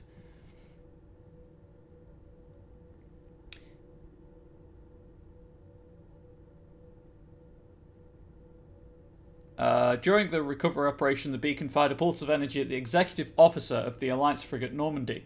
Lieutenant Commander Shepard survived and appears to have suffered no ill effects. Afterward, the beacon fell inert. The mechanism appears to be dead. Systems Alliance, N7. The Alliance Military Vocational Code System classifies the career path of all serving personnel. The MVC consists of one letter and one number. A soldier's MVC indicates proficiency, not rank. The letter notes career path. The number indicates level of experience as indicated by service record, technical scores, and commendations. All 26 letters are used and numbers run from 1 to 7. N is the letter code for Special Forces personnel.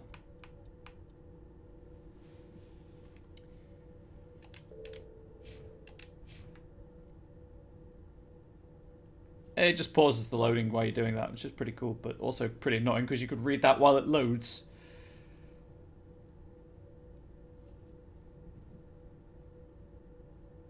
How are people feeling about the webcam and the shame jar being on opposite sides of the screen?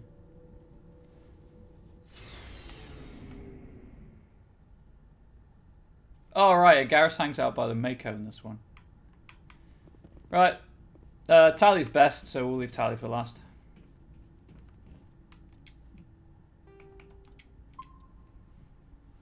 Pretty good. Good. Shepard, what can I do for you? You can tell me everything about you, Rex. I love you. What's your story, Rex? There's no story. Lie. Huge lie. Go ask the Quarian if you want stories. You Krogans live for centuries. Don't tell me you haven't had a few. Well, it has to be poor, but it'd be your money, so you'd be rich at the same time. The Turians almost wiped out our entire race. That was fun. Big deal. I heard about that. You know, they almost did the same to us. It's not the same. It seems pretty much the same to me. So your people were infected with a genetic mutation? An infection that makes only a few in 1,000 children survive birth? Can I get out to get cash? It's fair. Destroying your entire species? You know, Rex, when you put it that way, you might have something. You might possibly be in the right. I suppose it isn't all the same. I don't expect you to understand, but don't compare humanity's fate with the Krogan. I was just making conversation. I wasn't trying to upset you. Your ignorance doesn't upset me, Shepard. As for the Krogan, I gave up on them long ago.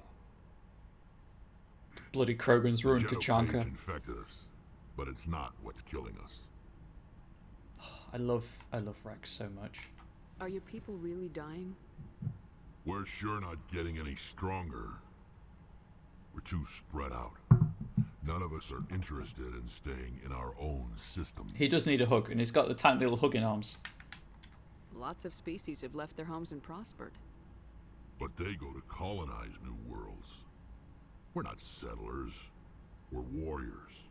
We want to fight. So we leave.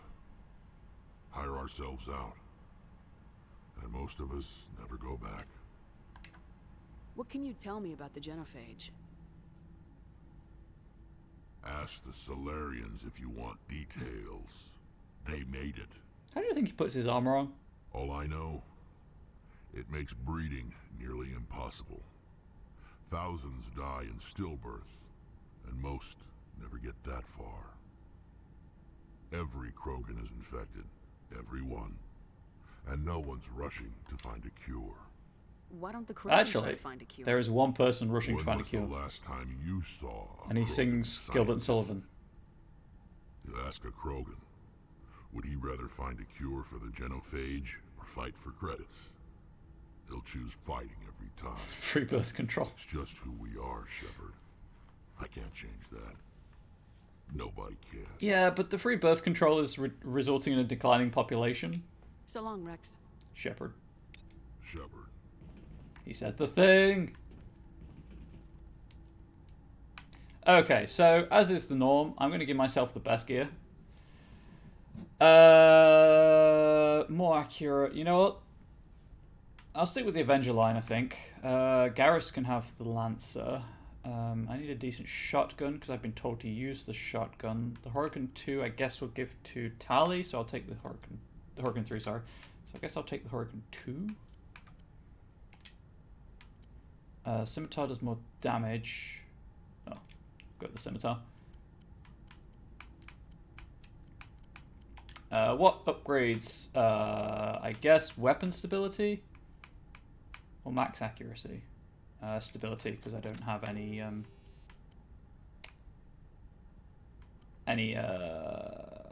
know, let's go with those rounds. My pistol's good. A sniper rifle could probably do with upgrading in case chat ever tells me to use the sniper rifle. We'll try the hammer 2, the 3, sorry. Actually, I should probably save that for Garrus. It's mine now. Accuracy and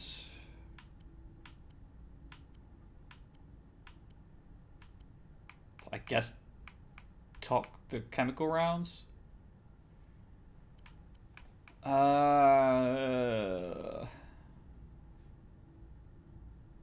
know what, let's try phasic rounds purely because it's not a fast firing weapon. I have no grenade upgrade available. Oh, I do. Tell a lie. High explosive. No. Incendiary, please. That armor's worse. As is that armor. Oh, hey, better armor. Stealth armor. Okay, so that's me kitted up. Right, Liara. What weapons... I can't remember what Liara's weapon training is. Oh god. Can anyone tell me off the top of their head? I'll come back to Liara. Tali needs a shotgun. Or I need to check if there's a better shotgun for Tali. Oh. What shotgun did I give myself? The Scimitar? I can stick with the Scimitar.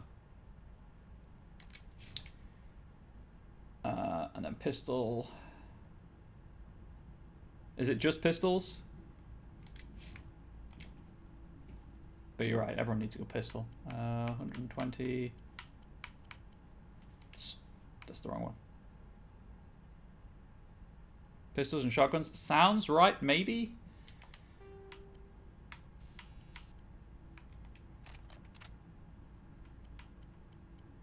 I'm doing all this to then sell loads of stuff to get money. I think you're out of pistols and shotguns. So you can have the Hurricane. Why not? Reduce that. And sure, damage against synthetics.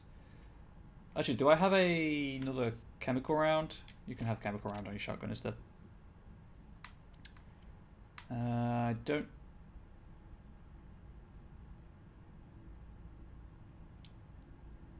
I think I'll give that to Tali.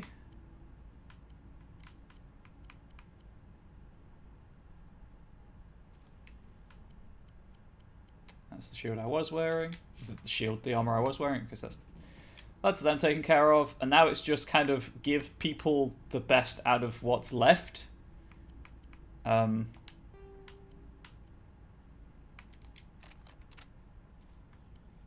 Just as a backup.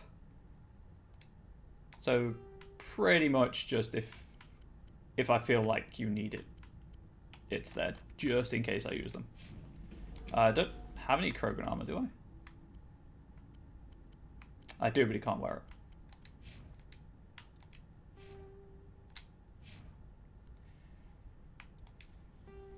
Ha! That puts me in a sticky situation because his current's okay. Reasons for choosing the party, the characters in the current party. You can't see it from here. Yeah, it's not demonstrated anywhere. So there's each character has a combat rating, a biotic rating, and a tech rating. And like I don't have any way of hacking storage lockers or anything, so I wanted a tech character for that. So that's Tali or Garrus or Kaidan. And Tali's just the best girl. And then Liara is A, the waifu, and B, the one I'm trying to get the achievement for. So I kind of have to have her in my party to get the achievement. We need the Taurian armor. He's got the Avenger still. So just raw damage, so that's fine. And his shotgun, his sniper rifle. You know what? You could have the Reaper. You can have the Reaper. And the tool I'm going to give to Tali. Oh, right, Tali's up here. This one.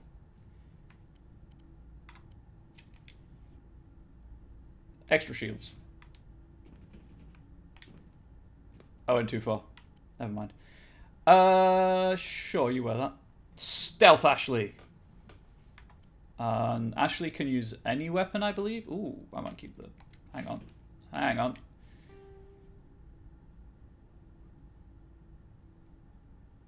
That's mine. I'll take the more shots before overheating and higher accuracy, I think, over the damage output. Ashley, you can have that. I don't care that much, so. And phasic rounds, why not? A pistol. Loads of Kessler ones because of the basic pistol. Edge. Chemical rounds. So I've just taken off of you. And Kaidan, I'll try to point out the rating system when I start the next mission. I can't remember what Kaidan's trained in. I assume it's assault rifles and pistols.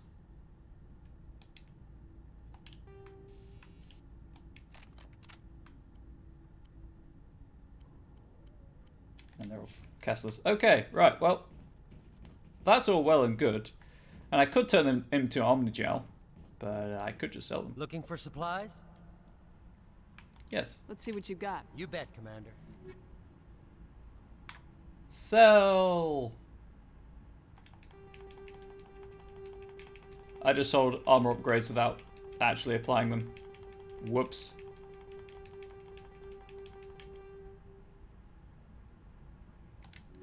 That was lucky. Oh boy.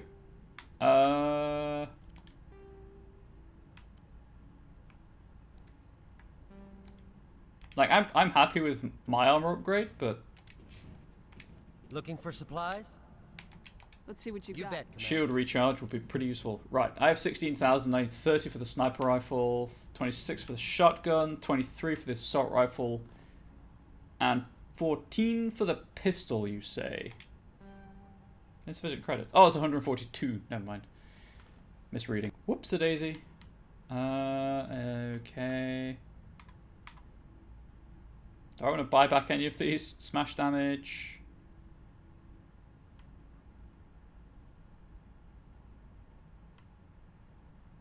Hardening. Yes, actually, I'll take that back. Extra shields. Extra shield recovery.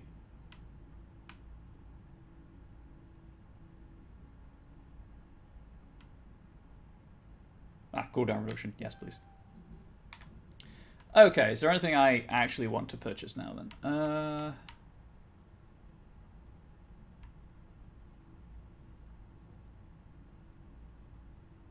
Might be useful for me, I guess.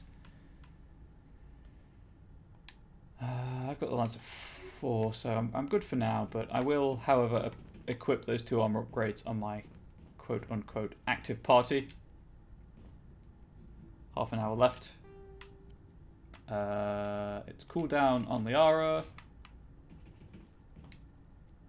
And I think shield recovery. We'll put shield recovery on Tali because she's got a lot of shields. Save the game, talk to Ashley.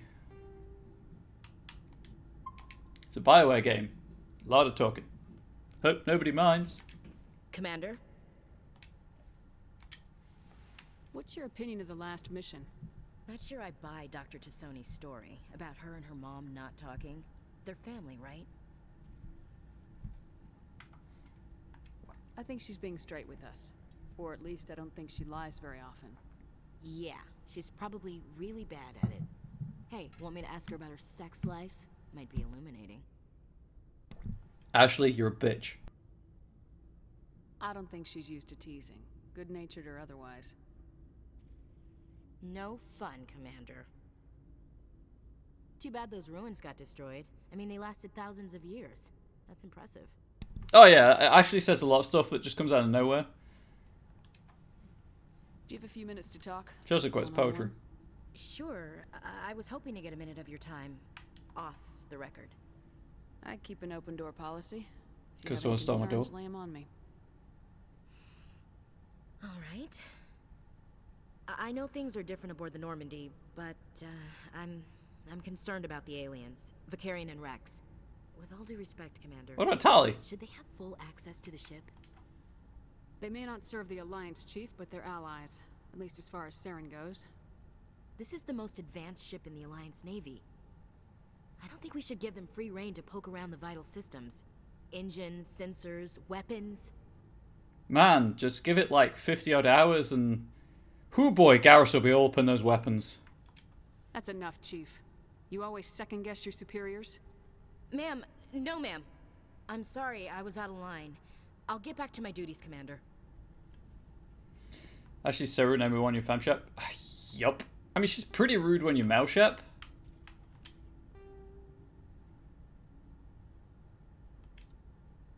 That kind of shuts that conversation down. My bad. This is why I've never Commander? actually picked her on Vermeer. Dr. Tassoni's story. I always pick Kaidan. Hey, want me to ask her about her sex life? I don't think she's used to teasing. No? Too bad those ruins got destroyed. I mean, they lasted thousands of years. Dismissed, Chief. Ma'am. Fuck, stop mashing like a crazy person, you idiot. I mean, we're having mashed potato later, so getting that mash practicing's good, but it's a bit different mashing potatoes than mashing the X-Button. Commander? Not sure I buy Dr. Tassoni's story. I think she's being... Yeah. Hey, want me to ask her about her sex life? Hate that line so much. No fun, Commander. In the middle of some calibrations? Oh gosh, just... Glad those ruins got destroyed. Memories. Thousands of years. Sure, I was hoping to get a... I keep an open... With all due respect, Commander, They may not serve. I don't think engines, Careful, sensors, weapons. There we go. You don't trust the Alliance's allies? I'm not sure I'd call the Council races allies. It's one of the few instances where the left-hand conversation option shuts the conversation down. We have to learn to rely on ourselves. Standing up for ourselves doesn't mean standing alone. I don't think we should turn down allies. I just think we shouldn't bet everything on them staying allies. As noble as the council members seem now, if their backs are against the wall, they'll abandon us. You get a pessimistic view of the universe, Williams. A pessimist is what an she calls a realist. She has her reasons, Look, but if you're fighting a bear and the only way for you to survive is to sick your dog on it and run, you'll do it. As much as you love your dog, it isn't human. What? It's not racism, not really. Members of their species will always be more important to them than humans are. Bitch, I'm picking that dog up and throwing it to safety. These seem like deeply held beliefs, Williams. What made you think this way? My family's defended the Alliance since it was founded. My father, grandfather, great-grandmother, they all picked up a rifle and swore the oath of service. I guess we just tend to think of Earth's interests as our own. Also, because it's sort of vaguely relevant to current geopolitical happenings, voiced by a black woman. I know that it happens a lot where people of one colour voice characters of a different colour. I just don't see why. But there we go. She also voices Batgirl in, I think, Arkham Knight? I think it's Kimberly Woods who does that. It doesn't sound like you've worked with aliens before. No, ma'am. Mainly I've been groundside, part of the surface garrison forces. I did get a rotation on a space station. She'll just get sort of hot though on a shallow level. Every rifleman, ZG certified. That's odd. Your record is spotless and your technical scores are exemplary. You should be serving with the fleet. Anyway, that's why I haven't served with many aliens, Commander. You're lucky. I lost my family on Mindoir. Are you related to anyone I'd have heard of? Couldn't say, Commander. I read about Mindoir. Oh, Chief. The pooch on that one. Should have had a bigger garrison. Is that why you're out here? To take the fight to the pirates? No. The future of humanity is out here. There's so much we haven't seen yet. Yeah. I still remember my first field exercise on Titan. When we hit mud, the reality hit me. I'm the first person who ever stood here. Then my drill instructor kicked me in the ass. I went face first into the muck. He spent the next 5 minutes chewing me out for gold bricking. Don't tell me you had That Gunny doesn't sound Ellison. pleasant. He's the only one who uses that word to describe shirking duty. Oh, Lord. You went to the Macapog boot camp, too? Yeah. Gunny Ellison's still reaming out recruits down there. Kicking ass and using words like inveigle and pusillanimous. Haha. Just shut up. Alright, I can see where your concerns are coming from, Williams. But this is a multilateral mission. You're gonna have to work with aliens, like it or not. Nod to signify it's over. Commander. You say jump, I say how high. You tell me to kiss a Turian, I'll ask which cheek. Well, that will actually hurt the Turian, so I'm not going to tell you to. I don't think kissing Turians will be necessary. You never know, Commander. What's your opinion? Not sure I'd buy Dr. Tassoni's story. I think she's being... Yeah. Hey, want me to ask her about her sex life? I don't think she's used... Ashley? Too bad those ruins got destroyed. I mean, they last... I'm sorry. I wouldn't mind talking more later, though. Sure thing. Dismissed, Chief. Ma'am. Ma'am. Okay. Oh, I'll examine the ship's armory. 34 XP for just picking up stuff. Combat. All modern infantry weapons, from pistols to assault rifles, use My bit rate is going up and down like crazy. accelerator technology. Projectiles consist of tiny metal slugs suspended within a mass-reducing field, accelerated by magnetic force to speeds that inflict kinetic damage. The ammo magazine is a simple block of metal. The gun's internal computer calculates the mass needed to reach the target based on distance, gravity, and atmospheric pressure, then shears off an appropriate-sized slug from the block. A single block can supply thousands of rounds, making ammo a non-issue during any engagement.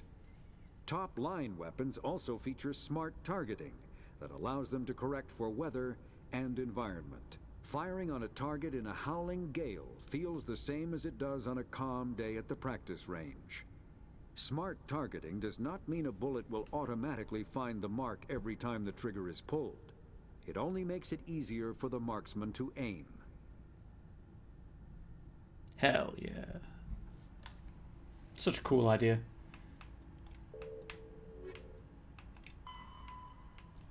Okay, time to get my read on. Ahem. Krogan.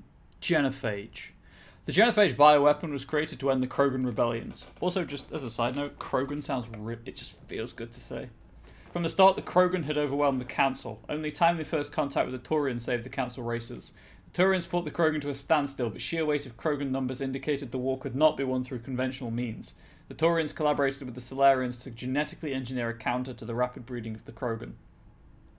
The Genophage virus gained the energy to replicate by eating key genetic sequences. Every cell in every Krogan had to be altered for the weapon to be foolproof. Otherwise, the Krogan could have used gene therapy to fix the affected tissues. Once a Genophage strain could find no more genes to eat, it would starve and die, limiting spin-off mutation and contamination. This created genetic flaw as hereditary. The Salarians believed the Genophage would be used as a deterrent, a position the Taurians viewed as naive. Once the project was complete, the Taurians mass-produced and deployed it. The Krogan homeworld, their colonies, and all occupied worlds were infected. The resulting mutation made only 1 in 1,000 Krogan pregnancies carry to term. It did not reduce fertility, but offspring viability. The rare females able to carry children to term became prizes the Krogan warlords fought brutal battles over. The Krogan are a shadow of their former glory. While the rebellions took place centuries ago, they are constantly reminded of the horror of the Genophage and of their inability to counter it. The release of the Genophage is still controversial, bitterly debated in many circles. More on this at 9 o'clock. Krogan rebellions. After the Rachni War, the quick-breeding Krogan expanded at the expense of their neighbours. Warlords leveraged their veteran soldiers to seize living space while the council races were still grateful. Over centuries, the Krogan conquered world after world. There was always just one more needed. When the council finally demanded withdrawal from the Asari colony of Lucia, Krogan overlord Kradak stormed off the citadel, daring the council to take their worlds back. But the council had taken precautions. The finest STG operators and Asari huntresses had been drafted into a covert observation force, the Office of Special Tactics and Reconnaissance. Yeah, that sounds familiar. The Spectres, opened the war with crippling strategic strikes. Krogan planets went dark as computer viruses flooded the extranet. Sabotaged antimatter refineries disappeared in blue-white annihilation. Headquarters stations shattered into orbit-clogging debris rammed by pre-placed suicide freighters. Still, this only delayed the inevitable. The war would have been lost if not for first contact with the Taurians, who responded to Krogan threats with a prompt declaration of war. Being on the far side of Krogan space from the Council, the Taurians advanced rapidly into the lightly defended Krogan rear areas. Up the butt. The Krogan responded by dropping space stations and asteroids on Taurian colonies. 3 worlds were rendered completely uninhabitable. This was precisely the wrong approach to take with the Taurians. Each is first and foremost a public servant, willing to risk his life to protect his comrades, rather than, hey, that's me, Comrade Bubbles. Rather than increasing public war weariness, Krogan tactics stiffened. Raise his eyebrow. Taurian resolve. The arrival of the Taurian task force has saved many worlds from the warlords' marauding fleets, but it took development of the Genophage bioweapon to end the war. There were decades of unrest afterwards. Rogue warlords and holdout groups of insurgents refused to surrender or disappeared into the frontier systems to become pirates. It's Garrus. Time to save the game first, though.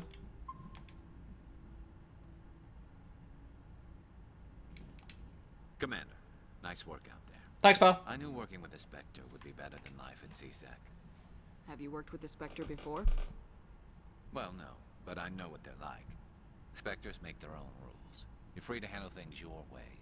At CSEC, you're buried by rules. The damn bureaucrats are always on your back. For the most part, the rules are there for a reason. Maybe. But sometimes it feels like the rules are only there to stop me from doing my work. If I'm trying to take down a suspect, it shouldn't matter how I do it, as long as I do it. But CSEC wants it done their way. Protocol and procedure come first. That's why I left. So you just quit because you didn't like the way they do things? There's more to it than that. didn't start out bad, but as I rose in ranks, I got saddled with more and more red tape. C-Sec's handling of Saren was typical. I just couldn't take it anymore. I hate leaving. I hope you made the right choice. I'd hate for you to regret it later. Well, that's sort of why I teamed up with you. It's a chance for me to get off the Citadel, see how things are done outside C-Sec. Either way, I plan to make the most of this. And without C-Sec headquarters looking over my shoulder, well, maybe I can get the job done my way for a change. Oh yeah, this is Angel's favorite.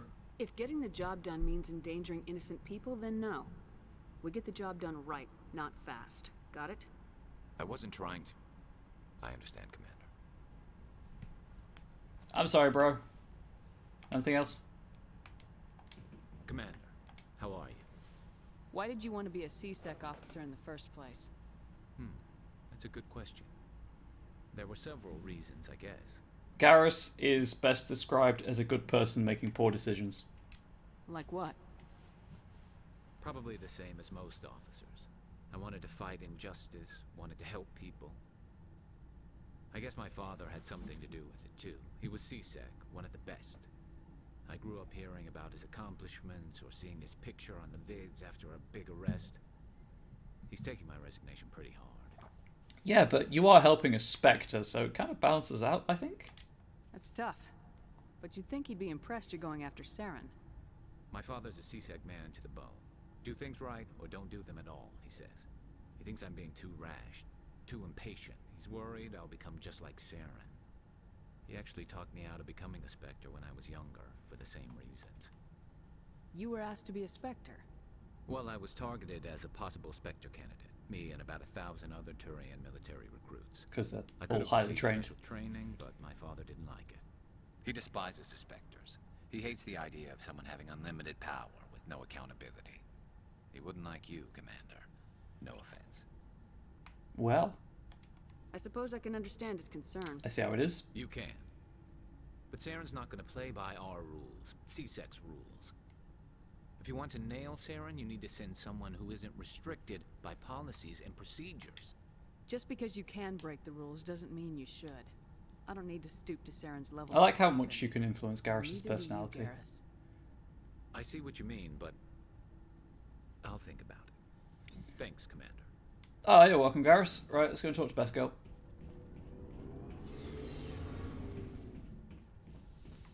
There she is. Oh. Get that credit entry. Hey, Commander, you know that Quarian, Tali? She's been spending all her time down here asking me about our engines. I'll tell her to leave you alone. What? No, she's I love amazing. Adams. I wish my guys So were half as pragmatic. smart as she is. Give her a month on board and she'll know more about our engines than I do. She's got a real knack for technology, that one. I can see why you wanted her to come along. I figured she'd be a real asset to the team. You got an eye for Tali, Commander. Hey, I'm guessing that's not why you asset. came down here. Fill me in on the IES stealth system. Think this is new? How does it work exactly? You can't hide a ship out in space. They emit too much heat and radiation. Too easy for sensors to pick them up, unless you find a way to capture those emissions. So our stealth systems trap the energy we give off in storage sinks built into the ship itself. No emissions to give away our location. Eventually the sinks have to be vented. More than a few hours silent running and they overheat. Cook us inside our own hull.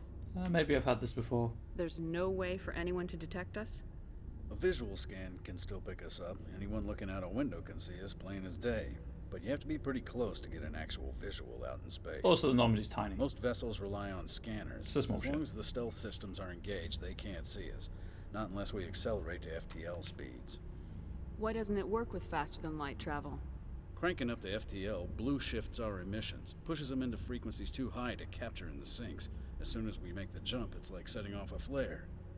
Sensors can pick up our location whenever we enter or exit FTL flight, but for short-range missions, our stealth systems are amazing, and we've got the only one. I want to know more about the Normandy. She's the best ship I've ever served on, probably the fastest vessel ever designed, and she's the only one using the new Tantalus drive core. Tell me more. What's so special about the Tantalus drive core? Proportionally, it's about twice the size of any other vessel. Not only are we faster, but we can run at FTL speeds longer before we have to discharge the core. Where else have you served, Adams? If you name a class of Alliance ship, I've probably served on it. Everything from dreadnoughts and carriers right down to frigates like the Normandy. My last assignment was on the Tokyo. Only a cruiser, but she was a good ship. Couldn't hold a candle to the Normandy, though. A question I have. Carry on, Adams. Oh, so I don't know if this is an answer to it or not, but you see Alliance vessels throughout the series, and none of them look like the Normandy. Like, the Normandy's curved. Most of them aren't. It's confusing. It confuses me. Couldn't sleep, so you're back. Well, welcome back. I'm sorry that you couldn't sleep. Your ship's amazing, Shepard. I've never seen a drive core like this before. I'm here for another 10 minutes or so. I can't believe you were able to fit it into a ship this small. I'm starting to understand why you humans God, I love have been her so armor successful. so much. I had no idea Alliance vessels were so advanced. The Normandy's a prototype, cutting-edge technology. A month ago, I was patching a makeshift fuel line into a converted You're right, tower ship in Bloodrain. the flotilla. You're right. No, Now, not again. I'm sitting on board one of the most advanced vessels in Citadel space. I have to thank you again for bringing me along. Traveling on a vessel like this is a dream come true for me.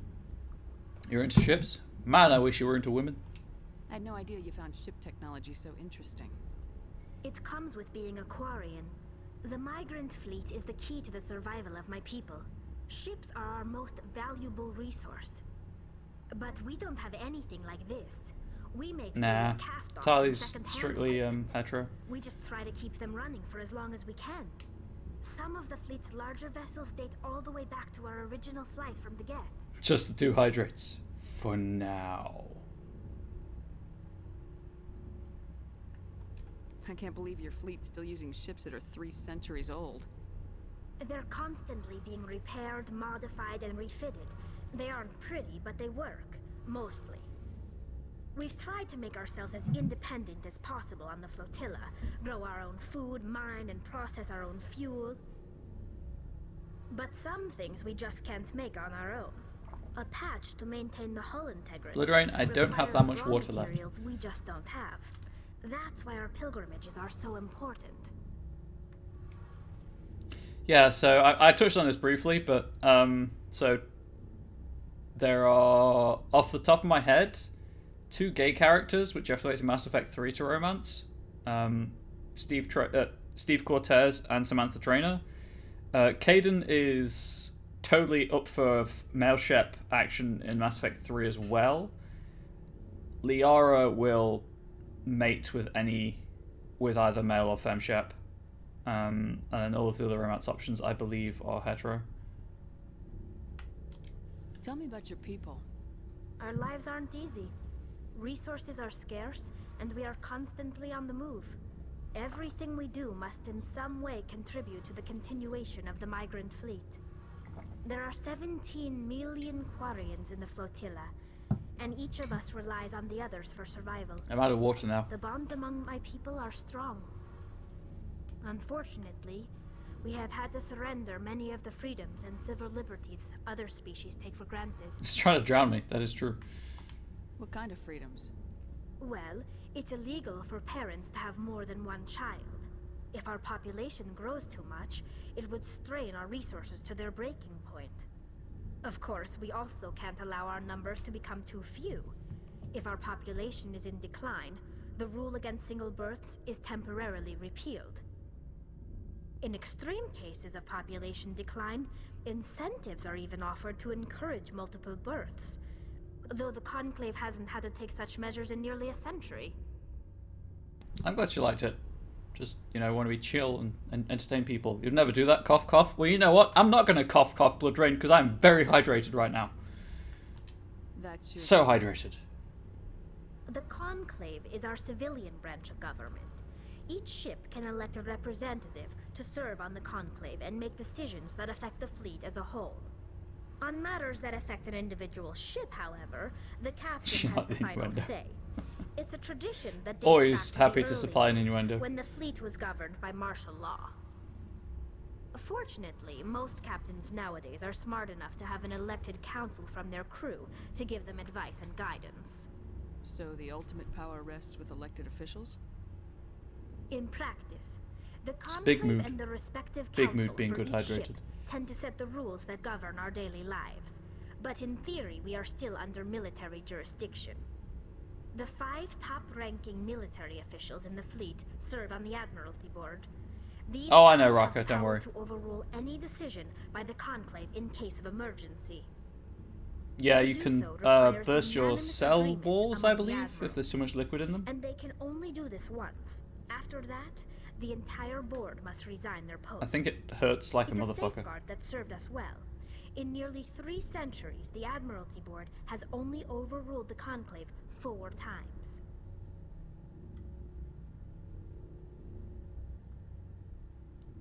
And there you go. Democracy. At work, people. I want to know more about the Geth. I doubt I can tell you anything you don't already know. It's been almost 3 centuries since they drove my people into exile. All I know is the story of their origins. What they were when we created them, and how they turned on us. Oh, just so for people who don't know, so Mass Effect 1, very much about Shepard and like human story. Mass Effect 2, you kind of see more into the Quarian and Krogan stuff. And then Mass Effect 3, you see way more into the and Solarian. Mass Effect 3, you see way more into the Krogan, Turian, and Geth stuff. They did a really good job of explaining the lore as you play. Interesting. The Geth were originally created to serve as an automated manual labor force. Yeah, the graphics hold Initially, decently their well. intelligence was as limited as any VI. Over time, we made small modifications to their programming to allow them to perform more varied and complex tasks, bringing them closer and closer to true AI status. Uh-oh. How come the Council didn't step in and stop you? This wasn't true AI research. We may have been skirting the bounds of the law, but we never did anything that was actually illegal. The changes were so insignificant, so gradual, that we were able to control them. Or so we thought. But one thing we underestimated was the power of the neural network. 1 million Geth thinking simultaneously created an inherently unstable matrix. And then Mass Effect Andromeda gives you an in-depth glimpse into absolutely fucking nothing? Well, for good or ill, I will be playing Andromeda on this channel after I play through the trilogy again. Never played it myself, so, you know, relatively open mind, and hopefully I can at least be entertaining over what I take to be mediocre gameplay. Although, oh no, I know it's supposed to be really bad. Don't worry about it, Raka. So, by the way, of course, the lore is good. That is true. That is true. I still need to get around to playing Jade Empire. So the Geth share brain power? Many of the Geth's logic systems were designed to work in concert with other nearby Geth. Basically, the more of them you have in a group, the smarter they are. So there's some sort of group consciousness. Neural network. No, nothing like that. They cannot share sensory data They're or a botnet. information. Their programming cannot handle that much simultaneous input. Each Geth maintains an individual awareness and identity. The I'm letting you be neural fair. network only operates on a process-based level. It's basically the synthetic equivalent of a subconscious. But when they're in close proximity, they can coordinate low-level functional processes. I appreciate the freeing lack up of more spoilers. capacity for original or independent thought. Yeah, I will be using a map for Andromeda, because I know there are large stretches of just nothing, and I don't want to just waste time. That's part of the reason why I'm putting off playing the Dragon Age games. One, Captain Anderson is a great black guy, and representation right now is super important for African Americans and black people. And let's face it, Dragon Age is a bit whitewashed, apart from Dragon Age Inquisition. But also just Dragon Age Inquisition has its downsides. That doesn't make any sense. I'm probably oversimplifying. The Geth And I'm are putting them off. incredibly advanced and complex creations. All you need to know is that they get smarter when they gather in large numbers. As we built more and more Geth, their effective intelligence became more sophisticated, more abstract. One day, a Geth began to ask its Quarian overseer, questions about the nature of its existence. Am I alive? Why am I here? What is my purpose? As you can imagine, this caused a near panic among my people. I don't see what's so bad about those questions. It's AI. They were created to engage in mundane, It reached repetitive, or intelligence. dangerous manual labor. That's fine for machines, but it won't Sapiens, satisfy sir. a sentient being for long. The Geth were showing signs of rudimentary self-awareness and independent thought. If the Geth were intelligent, then we were essentially using them as slaves. It was inevitable the newly sentient Geth would rebel against their situation. We knew they would rise up against us, so we acted first. A general order went out across all Quarian-controlled systems to permanently deactivate all Geth. The Geth responded to this order violently. Hey, you can't blame them for fighting for their survival. We had no other choice. The Geth were already on the verge of revolution. By acting quickly, we had a chance to end the war before it began. Not quickly enough. The hope was that most of the Geth would still be little more than machines, incapable of organized resistance.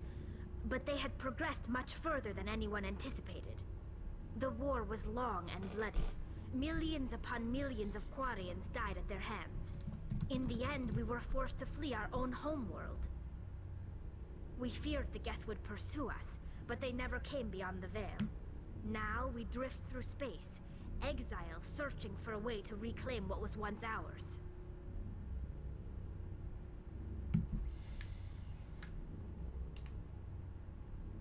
It's hard to feel sorry for you. Your ancestors tried to wipe out another species. We made a mistake when we created the Geth in the first place, but we did not make a mistake when we went to war against them.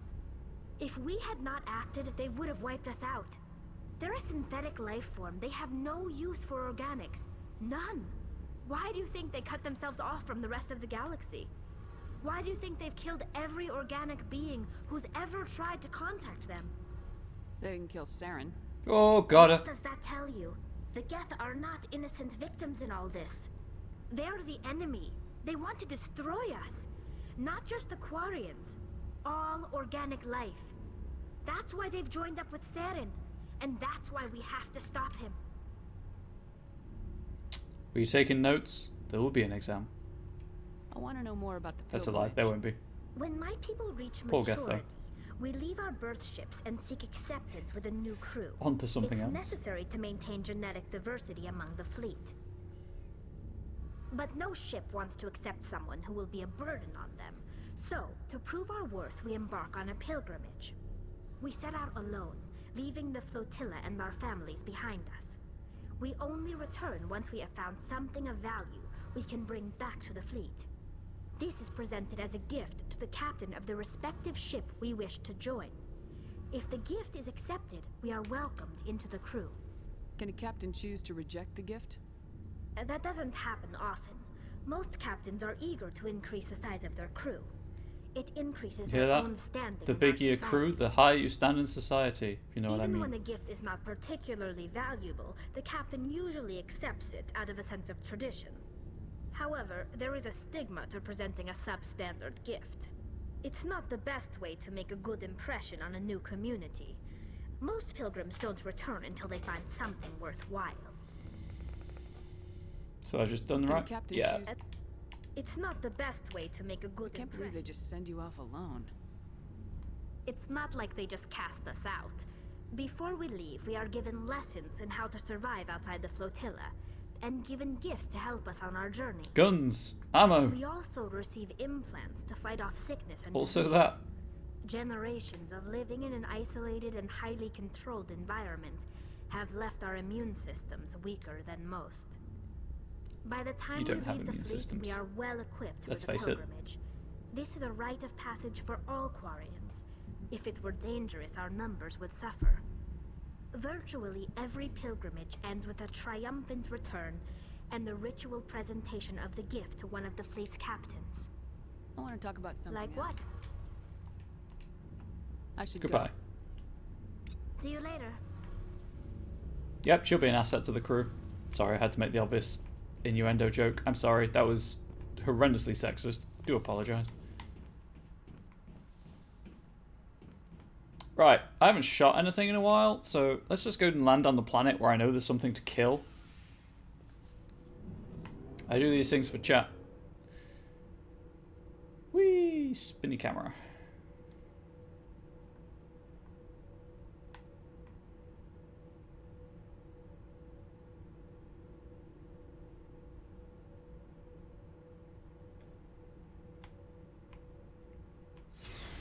Tyler's a great character. I love how every character in this isn't just a one-dimensional portrayal, and they are all like fully fleshed out people. Salute me. Yeah.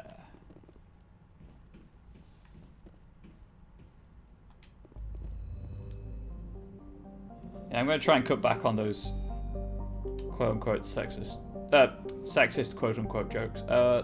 Sparta. Pew.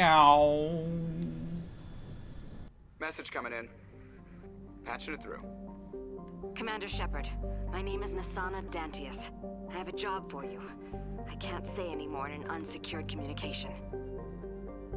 If you're interested in hearing my offer, meet me on the Citadel so we can talk in person. I'll be waiting in the Diplomat's Lounge on the Presidium.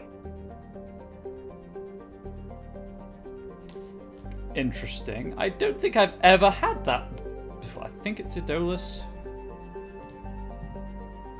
There are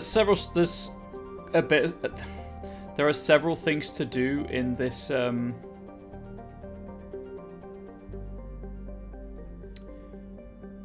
sector. I'm just going to do one thing here. From the planet's surface, it looks like an automated distress beacon. Idolus is a terrestrial planet with an atmosphere of carbon dioxide and nitrogen. Idolus' surface is covered by wide deserts of silicate sand with only a few areas of igneous rock highlands to break the abrasive dust-choked wind. Idolus' orbit is congested with debris thrown inwards by the gravity of the gas giant on Tamalka. Due to a high rate of meteor impacts, exploration is highly dangerous.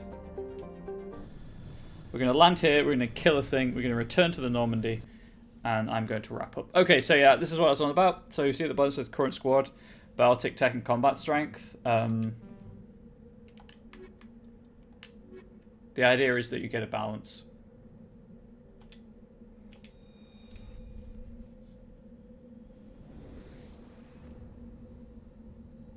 Also, I realised there's been no planet exploration yet.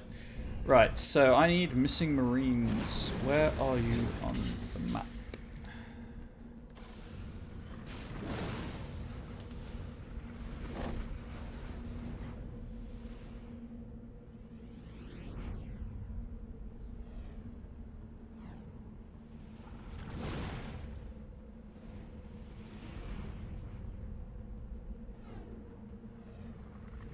Directly north of the landing site.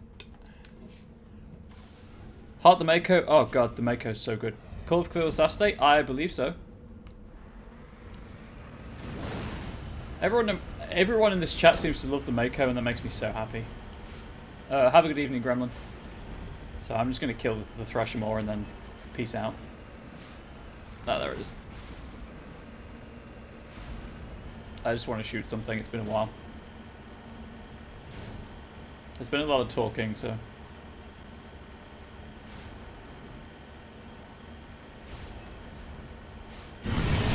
Right, there we go.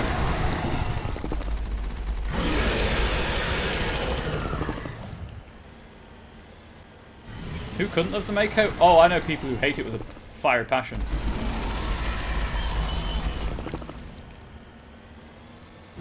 Where are you? Alright, I've got it.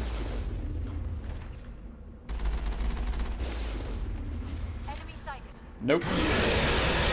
You do not get to do that. Perimeter clear. Oh, there it is. Ban them. Fair.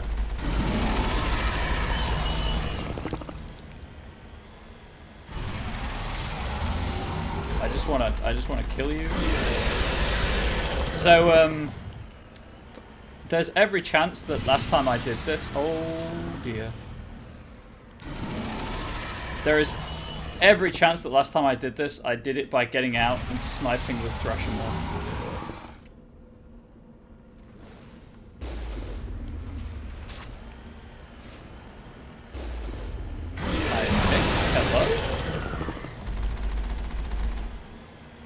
Whereas now I've realised I can whittle it down and then kill it on foot and still get the experience that way. I believe.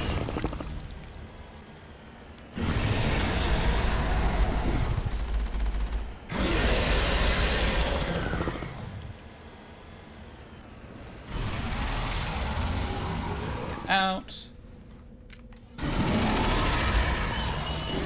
Not like that. That was a bit closer than I expected it to be, if I'm going to be completely honest with y'all. Whoops-a-daisy. That's what we like to call a do-over.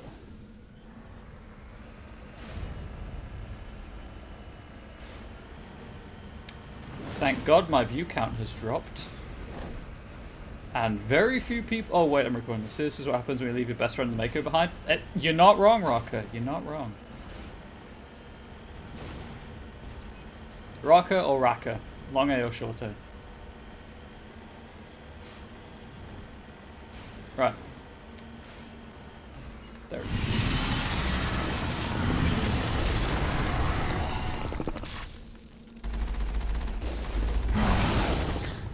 Get out of there.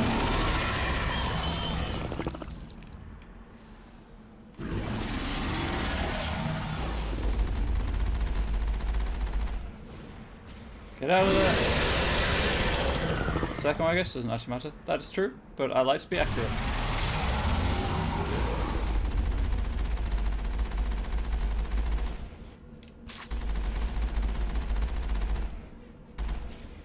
Haha. What? Okay. Haha.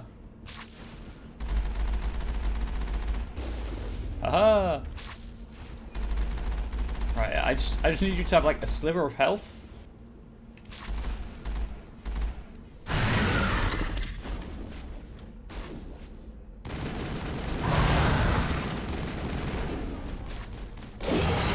And that's 500 XP. It's over now. It is. This is also not a planet that kills me while I'm driving around, so that's cool. Right, let's clear out this assignment anyway. And then wrap up. Alliance soldiers. Looks like they were lured here by the distress beacon. I think that's it, right? It appears these men were under the command of Admiral Kahoku. He will want to know what happened here. What I like about the yeah, that's everything. What I like about the there's a return to Normandy button, right? Yeah. What I like about the assignments is usually you can pick them up in several ways. So I believe you can talk to Kahoku to get that one. Right, we'll be going back to the Citadel anyway, so I'll just do my outro while that's happening. Remember tomorrow to come back and clear out Artemis Tau. Where is the Widow Nebula? There it is. Serpent Nebula, sorry. And it's in the Widow system. Pacow! Because I left several things undone on the Citadel, so I want to get those finished. And talk to the Volus and the Elcor ambassador, because that's always a good time. Ambassadors, sorry.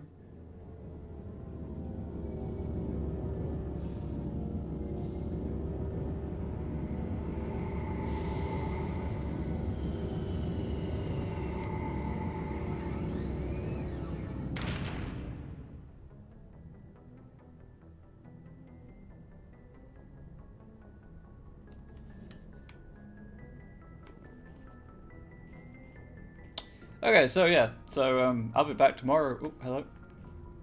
With more Mass Effect, if y'all want to tune in for that. Hopefully, we'll clear out some of the side stuff, or alternatively, it will just be 4 hours of me running around the Citadel like a crazy person. Nope, not actually.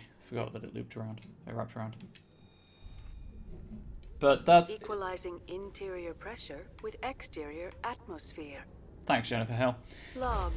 The commanding officer is ashore. Exo Presley has the deck. Thanks, Jennifer Hale. Really appreciate it. Yeah, we have 30 points. Jesus Christ.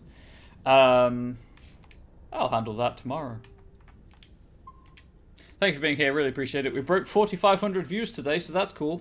Still making slow progress towards the follower and sub milestones, but we'll get there. I believe I'll get there eventually if I keep putting out potato quality content like this.